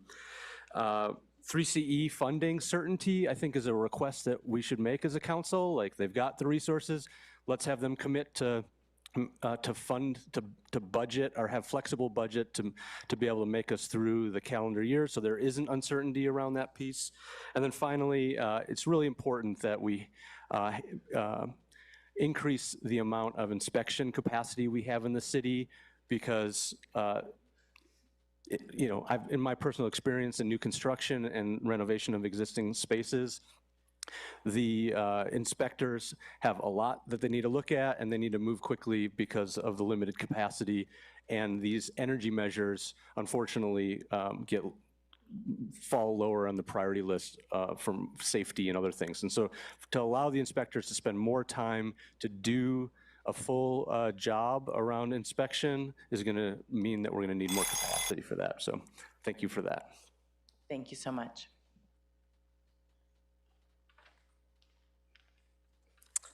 Good evening, Madam Mayor, council members. Jim D'Antona, President and CEO for the SLO Chamber of Commerce. I want to start by thanking staff for amazing work, working through this process, engaging the community. I will say, I got so many compliments from Chris and Bob's presentation to our committee so many times, because they really broke it down to all the levels, and they didn't come after the stove. That was the key point that was driven home. No, I think but it was that level of discussion where this is, what are we trying to do? We're really just trying to improve the climate. And so, on behalf of the SLO Chamber Board and our Imagine SLO Economic Vision, under the environmental stewardship, the SLO Chamber of Commerce continues to support the implementation of the City of SLO's Climate Action Plan and the programs to reduce those greenhouse gases. We absolutely support staff's proposed policy on these energy efficient renovations as presented. But the key point that our board really wanted to bring up was the need for a robust concierge program. And we started talking about and Chris brought up the 3C REN, right? And again, I think Chris, Bob, and the team have done an amazing job threading the needle here. Like with solar, right? At first, it was hard to get in. You had to have certain manufacturers in order to get these rebates, and all of a sudden, people were doing it, no problem. This is that step that gets people going and understanding it's not that big of a deal. You're going to be okay with it. And here's a few projects where it's been done okay. He must have done it right. He has Eric opposed to it, and he's got Steve Del Martini opposed to it, right? On both sides. So you must have walked that fine line of where things should be. So I would say, I think really looking at the importance of housing, the electric code that goes into all of that, obviously very difficult stuff that we might have to adjust for, how do you get the permits for. I think, and making sure we're not impacting housing as maybe families can't necessarily move up right now. They may need to expand. And if they just need a little expansion, what does that look like? And I really appreciate the exceptions and hardships that are in there, because again, we do have specialized housing here, and some of it going back to the beginning of the 20th century. And how do you work through those things? It's a well thought out plan, and we wholeheartedly support it and look forward. And again, think the timing works out great so that it fits right into that next code update when you've had a little time to see all those pieces together. Thank you. Thank you so much. Any other public comment? No, that was our final speaker. All right, thank you. Councilmember Francis. Yes, thank you to all of the public comment and questions from my colleagues and from all the hard work from staff here. I'm supportive of this program. I had concerns and questions coming into it, but the report really addressed a lot of those issues. The fact that this is a de facto pilot program, as you described it earlier, it has a fairly limited scope. It allows us to learn from and adapt as we go, which I think is really important. We heard from some public commenters that they'd really want to stay engaged in this process so they can provide feedback on possibilities of new things that can be brought into the program and how we can improve and expand it as we go, and I'm very much in favor of that. I'm also in favor of the fact that it provides maximum flexibility. It's got that beautiful menu of options, that repairs are exempt. I feel like that's huge when people are forced into fixing their home for no fault of their own. The 10% ceiling on additional costs was really compelling. Plus the credits for upgrades recently installed, the hardship exemption, the cost effectiveness data was all really compelling, made the program hard to say no to. I will say that the reality is, just from personal experience, that local incentives are still pretty hard to navigate. Mostly because they're contractor-led rather than resident-led, so it's kind of an opaque system. And so from my own personal experience, as somebody who's familiar with and really wanted to enroll, I still spent days kind of navigating websites in a circle and making phone calls, and found it kind of frustrating. I heard the recommendation that we need to have, concierge service from Jim over there, and I think that something like that would be an incredible asset. I will also say, though, that the federal incentives, which will be around for the duration of this, just cut my costs dramatically. They essentially paid for a lot of the upgrades. I was voluntarily upgrading my home to be all electric because I had to do an addition. My giant 11-year-old made an additional bedroom necessary. And so even though I didn't fall under this program, I'm essentially navigating this program as we're talking about it. And I was really lucky because my contractor voluntarily enrolled in the program and became a contractor under the Electrify Your Home program, which was awesome.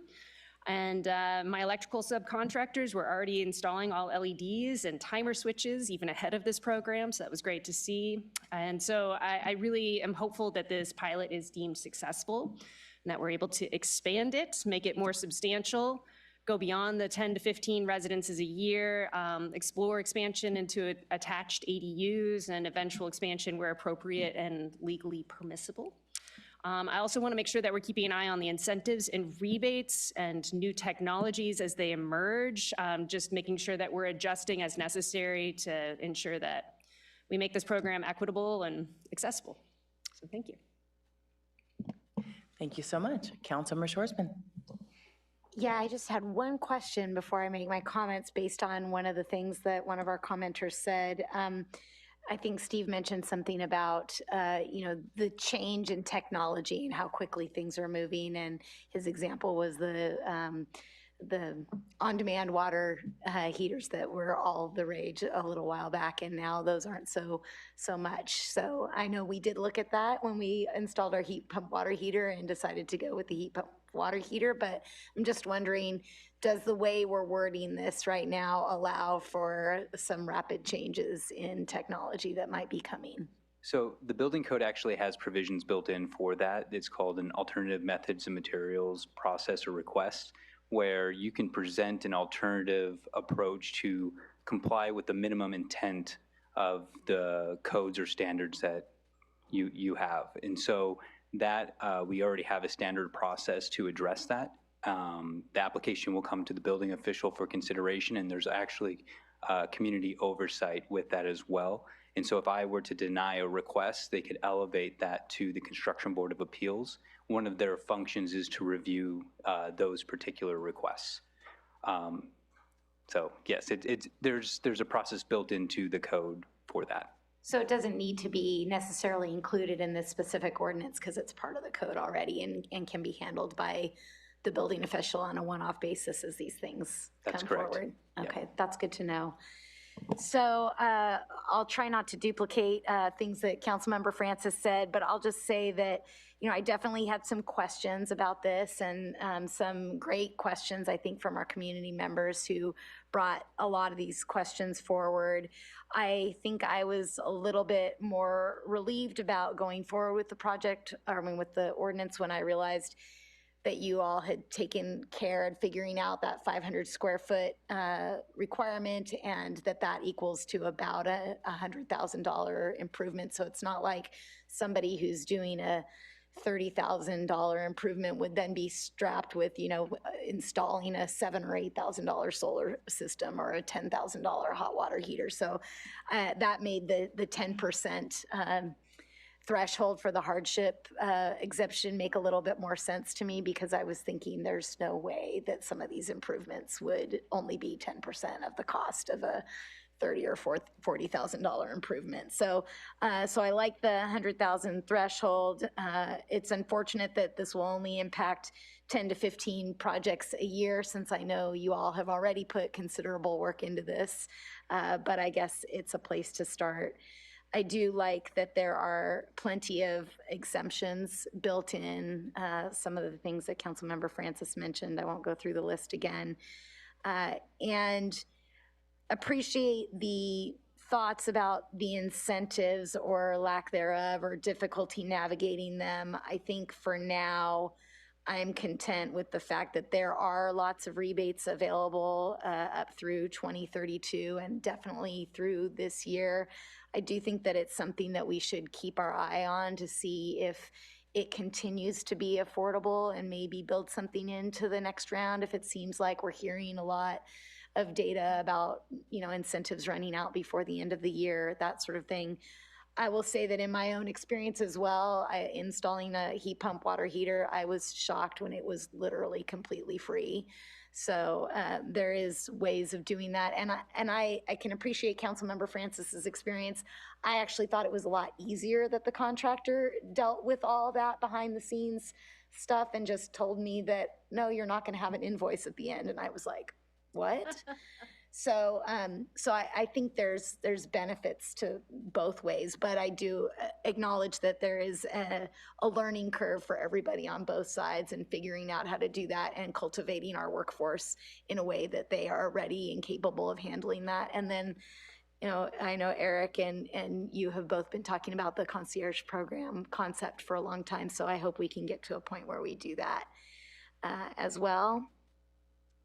And ready to support it. I would say, I think, you know, in terms of next steps, I actually went back and watched the study session from the last discussion about this. And I know one thing that I said that day was that, and it's acknowledged here, that this is only gonna probably impact 10 to 15 projects a year. So this is really small potatoes, and the bigger impact can be made in the multifamily housing and the commercial buildings. And so I hope that would be, if I were queen for a day, that would be the direction that I would give to, you know, as far as next steps, what we work on.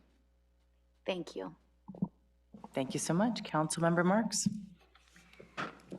Thank you. Well, yes, I also am very much in support of this program. And it was interesting that Jim D'Antona pointed out that both Steve Del Martini and Eric Beam had little things that they didn't like about it. But I want to say that I love that the Chamber and the Sierra Club are both supporting it. I have to say that having been on the council a long time, I remember when the Sierra Club and the Chamber were just about coming to blows over anything that had to do with the environment. So it's really cool to see that happen. I do think it's good that it is kind of a de facto pilot program because we don't know exactly what the 2025 building code update is going to do, or the REACH code. We don't know exactly at this time, but when you come back to us at some point, some of what we're doing here might actually have been superseded by, or preempted by the state. So we don't know exactly. And I think it's good to remain open to that. And I do want to say that we definitely need to increase our workforce when it comes to inspections. Having done construction law for years, I know a lot of contractors, and it gets really dicey when they have to stop work completely because something has to be inspected before they can do the next thing. And so, you know, time is money, and then your subs go away, and it just causes all this chaos. So that's kind of tangential, but I'm glad that you're thinking about it. Yeah, and in terms of new technology, I think that in a way that will take care of itself. So it seems to me pretty flexible, although I felt it was not effective enough because it's going to affect so few units. I mean, effective enough to get us to 50% reduction by 2030. I like the fact that it's incremental, it's step by step, and it also will give you a chance to do the Cal Poly thing and learn by doing. So I'll support it. Thank you. Thank you so much. You know, as I think you both know me by now, I'm a fan of incentives, not mandates. So, you know, when there were some comments in our emails about this should be a voluntary program. Right now, we live in the voluntary program, so that it is what it is. But I do think that I feel like a little bit of a broken record. We've said this when it came to low flow toilets, when it came to I think it wasn't called fluid, but it's something like that for that water meter that we had a couple years ago that we gave away for free. We gave away the hose bibs and the shower heads for water conservation. These are the things that people go, okay, I'll try it, I'm open. Where without that, it makes it a little bit more of like you're shoving down something down someone's throat, and it doesn't really feel very good. So I don't love that aspect of this ordinance. I do appreciate that in the exemptions that were all listed off, so I won't go through them very much all over again, but I do think the roofs and windows and the pre-compliance will be a major help for people because those as exemptions, I think, make a lot of sense. People that do all this work before a new policy comes out and then says, wait a second, now I have to do more, that is very frustrating. So I appreciate that. I appreciate the city attorney's comments around the ADU because I really thought, why in the world would that not count? It really doesn't make any sense to me. That should count, but I see those points and I kind of take back my thoughts on that now. I think the pilot program concept of this and how it's going to turn out to be more of a pilot program is cool, but again, we're mandating, so it's not really a pilot program before mandating something. So I feel a little bit, the city's leading by example is to show you how to do something, get you excited by it. Here's some incentives, you do it too, and then here we go. And I think that the thought here is with the concierge aspect and the coaching aspect that there will be a kind of a feel of that incentives, and I'm leading by example, and now you can too. But the amount of people that I've still experienced that I was literally talking about this weekend with someone who they can't get the heat pump they want because they've already done the solar, and so now they can't get the reimbursement for the heat pump. They can't get a rebate for the heat pump. So now they're stuck in this space of how are they going to balance everything out? And the answer is, good question. I'm sure that the coach can probably help them through that, but so far they haven't found that luck. And I do think that if people have the time and luxury to go through that circular experience, as Councilmember Francis, then it works. But when you are working, you know, potentially multiple jobs, trying to make things work, it is harder to get through that process.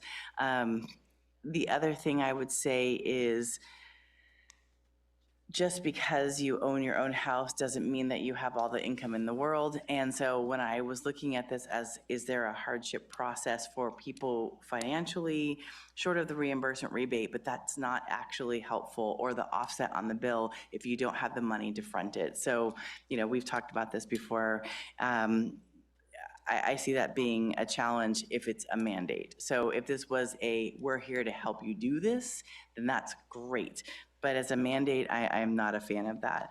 I think there were a lot of exemptions that were put in here. I heard other people saying they would like to see more exemptions, but I didn't see them actually give us any examples of what that could be. So I would love to support the community and what they are looking for, but I wasn't given those samples or examples. So that's a challenge for me. As far as the new technology, thank you for that answer, Mike, because that was actually definitely one of my, sorry, Mr. Lowe, one of my concerns as well, because I think that we are seeing this, and we talked about the significant impact on the last item today, which is like, hey, what makes a significant impact? And if something can do better that we don't know about today, then yeah, we should definitely be open to that. And I think going back to the inspectors, you know, it's always hard because June 4th we'll be talking about the budget, and if those more inspectors were available, that's great. Forcing the workforce to grow more workers, well, we've been working on that for a while, I feel like, and we're still not there. I've heard that from the plumbers and steam fitters. I've heard that from the electricians. There's a desire and they're working hard to grow, but we're not there yet. So again, this is for next year. If we're not there yet, how does that work? Even just to get the plug for your car in your garage is exorbitantly high here because we don't have all the workers. So then we have that supply and demand issue, which is you can charge more because there's not enough people to provide that service. So I want to really support this because I believe in what we're doing, but I feel that the mandate part holds me back. So I am thankful my colleagues are all supportive of this, and I think that you'll all figure out how to make this work, but I don't feel comfortable. I feel like our community has seen us push a lot on them lately. I won't say the P word, but here we are. So I really feel like we need to make sure that we are supporting our community. I think the concierge and coach, I really look forward to seeing that working well, because I think that'll make it much easier for the next steps. And since we're already going to see, as of July next year, all of the new state regulations, which from my understanding are pretty strong, we will see a lot of change in this community and statewide as of January 1st, 26, regardless of what we are doing, quite honestly. So I will leave it to my colleagues to make their motion and go from there. Councilmember Francis.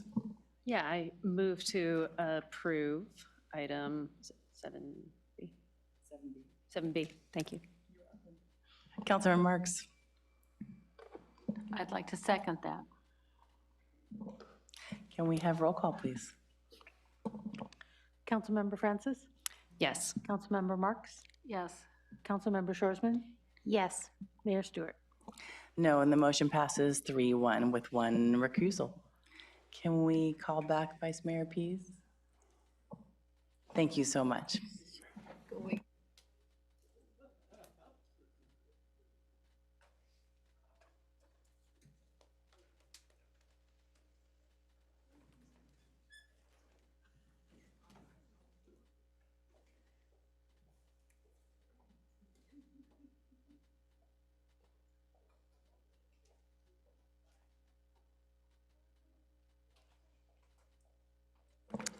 All right, and our next item is liaison reports and communications. Unfortunately, since I was sick, I have a very short report, so I'll go ahead and do mine first and then pass it on. So on Friday was the majority of the items I have. I went to the SLO County Mayor's meeting and also was able to tour a large manufacturing company, strangely in Santa Margarita of all places. You would never know. And REACH organized that. It was really cool to see a whole different industry right here in SLO County, and remembering that economic development, we have opportunities to keep thinking of different industries that we don't even know about or we don't have in this community. So I'm really excited to see more and more economic development, and how do we look at balancing those jobs throughout the county and throughout the region as well, not just having that jobs housing imbalance that we constantly talk about here. We did also talk about something that's not that great, which is Medicare reimbursement in SLO County. Congressman Panetta and Congressman Carbajal, continue to look at how do we help get that Medicare reimbursement up, but there's basically one pot of money and one pie, however you want to look at it, and they're not seeing that pie expanding. They're seeing that if they have to take it from this provider, they take it from this provider, and it's not a good answer so far. So really was a little disheartened to hear that report. On a good moment though, AB 1999 was taken off to look at for potentially next year. And I say that's a good moment because we have an opportunity to really go back to looking at offshore wind and improving the scientific research with that, so that we can actually hopefully see that go through and find funding in the future. So that is what we talked about. And then lastly, we should see some legislative updates from statewide legislation in early June. And lastly, just congratulations to Cuesta. There were a lot of graduates on Friday, and I just want to say that's amazing and awesome, and look forward to wherever they go from there. Well, I know we'll have more graduations in the next couple weeks, so I'll pass it on to Councilmember Marks. Thank you. Yes, and you forgot to say that you testified in favor. Tell us what you did. Oh, yeah, so sorry. Today, yeah, it's already today. Today, I was able to testify in front or put a public comment in for the County Board of Supervisors for the Welcome Home Village. And during our meeting, we found out the Welcome Home Village did pass 3-1. Very excited to see that. I know it's a stressful experience to see something new go into our communities when we're neighbors, and what's that gonna look like. I have to say that I have seen incredible success statewide with the Dignity Hopes programs, and I'm really wishing us the best. And I know that we have so much more security that is going to be focused on safety for the people who are housed, as well as people who are currently unhoused. So this is a really good win-win, and I look forward to us all supporting this going forward. Well, thank you. You must have been very persuasive at the Board of Supervisors. So on May 8th, I attended the IWMA. I'm the president of the Integrated Waste Management Authority for the county, and we instructed staff to bring forward in the next budget meeting that's coming up a further reduction to the waste management fee that right now it's 5%, and we're contemplating lowering it to 3%. We were contemplating lowering it to 4.4, but now sharpening our pencils, we can lower it to 3% because the budgetary goal of the IWMA is just to break even, not to over-realize revenue. So that was good. And then on the 9th was the Solid Waste Summit, which was wonderful. It's, and Meg Buckingham's gone home, but she represented the city. But it was staff people from all the cities in the county and the county itself, plus a whole bunch of agency people, including representatives from Cal Recycle from the state, and a wonderful tour of an all-electric garbage truck. So yes, indeed, there is such a thing. And basically focusing on educating each other and learning more about the landfill, and also exploring ways that the excess methane can be turned into energy at the landfill, which is something I'm pursuing with Central Coast Community Energy. I know we do that at the Worth, but we also can do it at the landfill.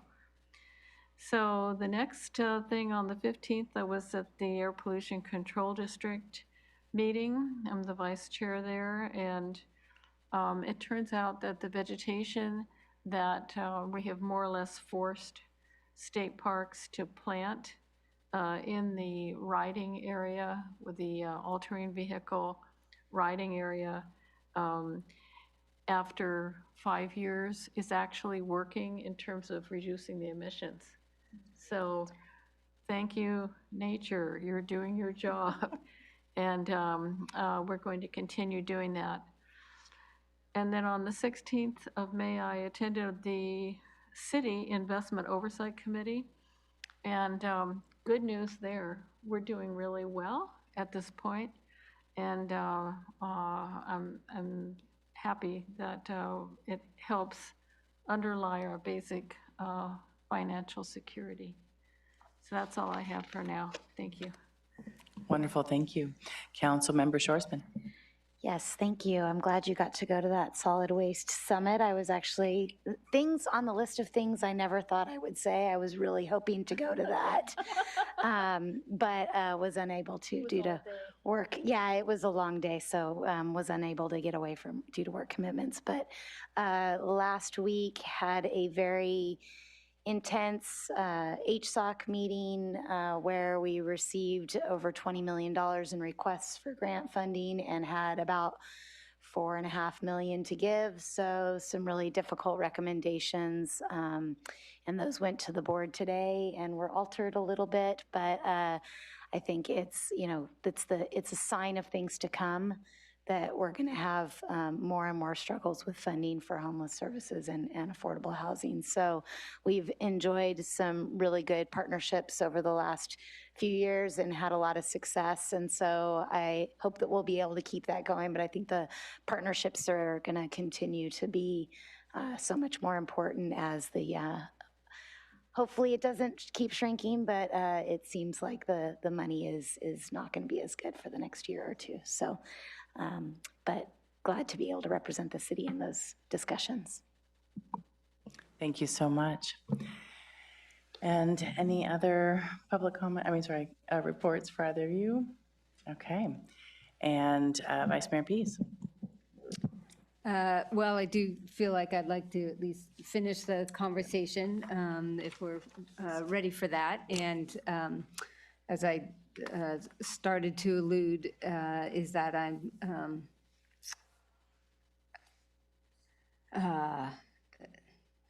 a difficult item, but at this point I do feel that our policy to not engage in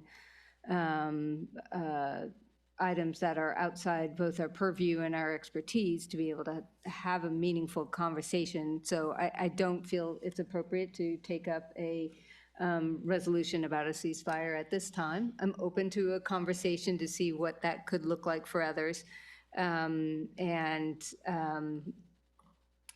I, you know, part of it is also what precedent, you know, do we need to revisit that policy? Because there are you know, a lot of global issues that are really big and again, not in our expertise or purview. So I'm just setting that out as an opening comment. Thank you for your comments, Vice Mayor Pease. I wanted to address our speakers and speakers who have come week after week, just to say thank you and to give you gratitude for continuing to come and speak to this important issue. You know, I personally have signed a ceasefire and struggled with whether or not that was something that needed to come in front of council. And my struggle largely revolves around the fact that, you know, what went sideways a little bit earlier is that we have very strict policies and procedures that we have to follow in here in order to be compliant with the law.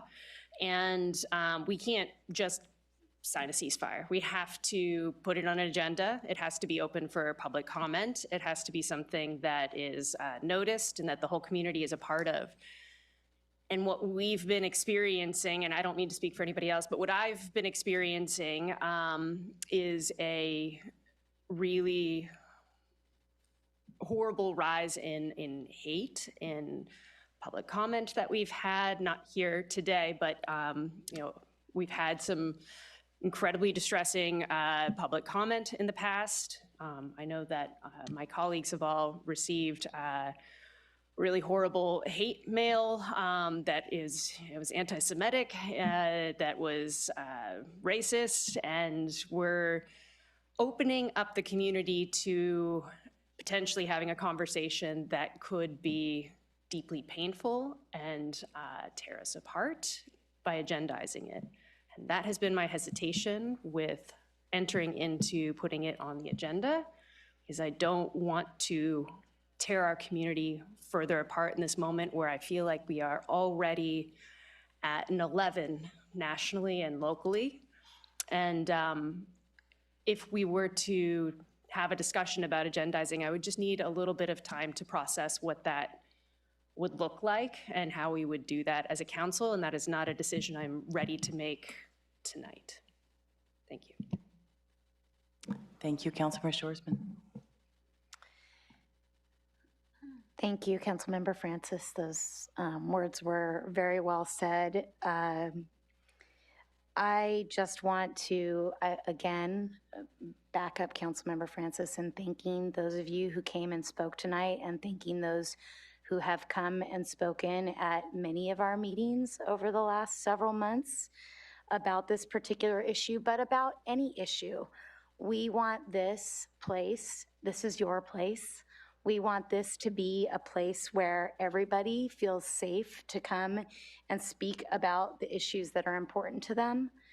We want it to be safe for everyone to be heard, and we hear all of you. We listen. We're sitting here listening to all of you each time you come and speak. There's a lot of trauma happening all over the world, in the Middle East, in other parts of the world, and I don't want you all to think that, again, I'll speak for myself, that because we're not putting something like this on our agenda, at least not right now, I'm not supportive of that right now, does not mean that we are on the side of those who are committing atrocities.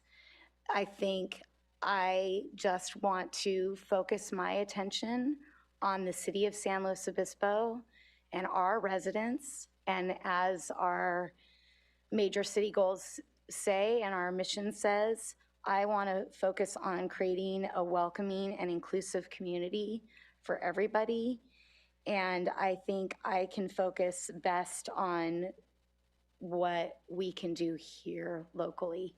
So I don't feel that a resolution right now helps us meet those goals. I want everybody to feel welcome and able to come and speak here. So I really appreciate you all coming and speaking, and I empathize, but I'm not supportive of a resolution at this moment. Thank you. Councilmember Marks. I have to agree with my colleagues. I remember a saying from back in the days when there was war raging in Vietnam and Cambodia. War is not good for children or living things.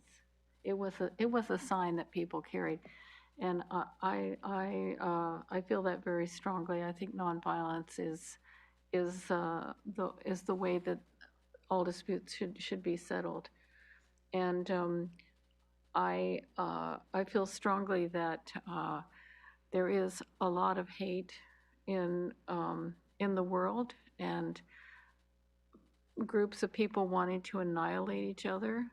And I just feel very sad and really heartbroken about the whole thing. But in terms of doing the business of the city, protecting the health, safety, and well-being of the residents of the city of San Luis Obispo, I think it is best right now not to go forward with any kind of resolution regarding war in the Middle East. Thank you. Thank you. Thank you all. Said very, very well. I think one of the hardest things about being up here is there is a desire for us to be as open as possible to hear as many people as possible. And individually, I think we all have some very, very strong feelings about not wanting to see this war, or for that matter, any other war. Just to name the top 5 off the top of my head, there's a war in Somalia, there's a war in Congo, there's a war in Sudan, there's a war in Yemen, there's a war in Venezuela and Guyana over oil, over land, over property rights, and obviously the conflict in Israel and Gaza. And I just name off just a few, because these are a few that are huge, where people are losing their lives, people are losing their family. And I don't take that lightly. I, during one of our breaks, took a relook at our legislative platform to make sure that I wasn't missing something around our policies and what we're supposed to be discussing. And I know that it's been brought up today and it's been brought up in different days. We did, you're absolutely right. And there are people here, myself included, on this dais that said to do the Ukraine, Russia conflict resolution. And I was told at that time, don't do this because you're gonna have to go back to it every time someone brings up something else. And sometimes I wish I could go back in time and not do it because of that. But I think we were all at that time just so upset at that moment, and realizing that I was not thinking of the future in that moment, and that we were going to have to come back over and over and over again. And in my last role and in my other job, I can't tell you the amount of solidarity statements that I wrote, we put on our website, and it lost meaning, quite honestly. So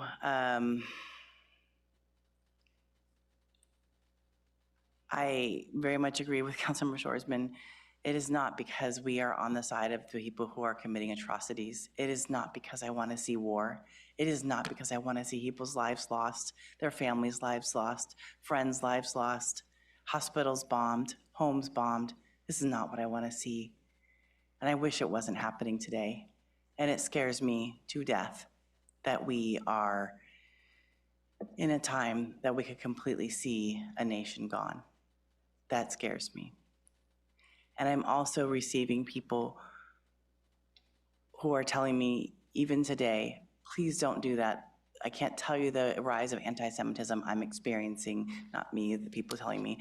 And so I have, Jewish people coming here telling me, please do a ceasefire. I have Jewish people telling me, please do not do that. It is against me. And it's a constant push-pull that we experience as political members of this community. Is we always have someone who does want something and someone who doesn't want something. So when I go back to the guiding paths that we have, the strategic plans, the legislative platform, the mission, I'm trying to figure out how to continually have this be an open and welcoming space where people can share their opinions, their facts in their life, their opinions in their life, and make this place somewhere you can do that comfortably. And at the same time that we have to respect running this city and not the federal government, because we don't have any capacity or power to do that. So that's why I personally won't be pushing for the agendizing of it, but it doesn't, of this resolution, but it's not because I wish to put any additional funding towards war or anything of that sort. So that's what I have. So we will see you at our next regular city council meeting, which is scheduled for June 4th at 5:30 p.m. in the council chambers, this city hall. Thank you so much. Good night.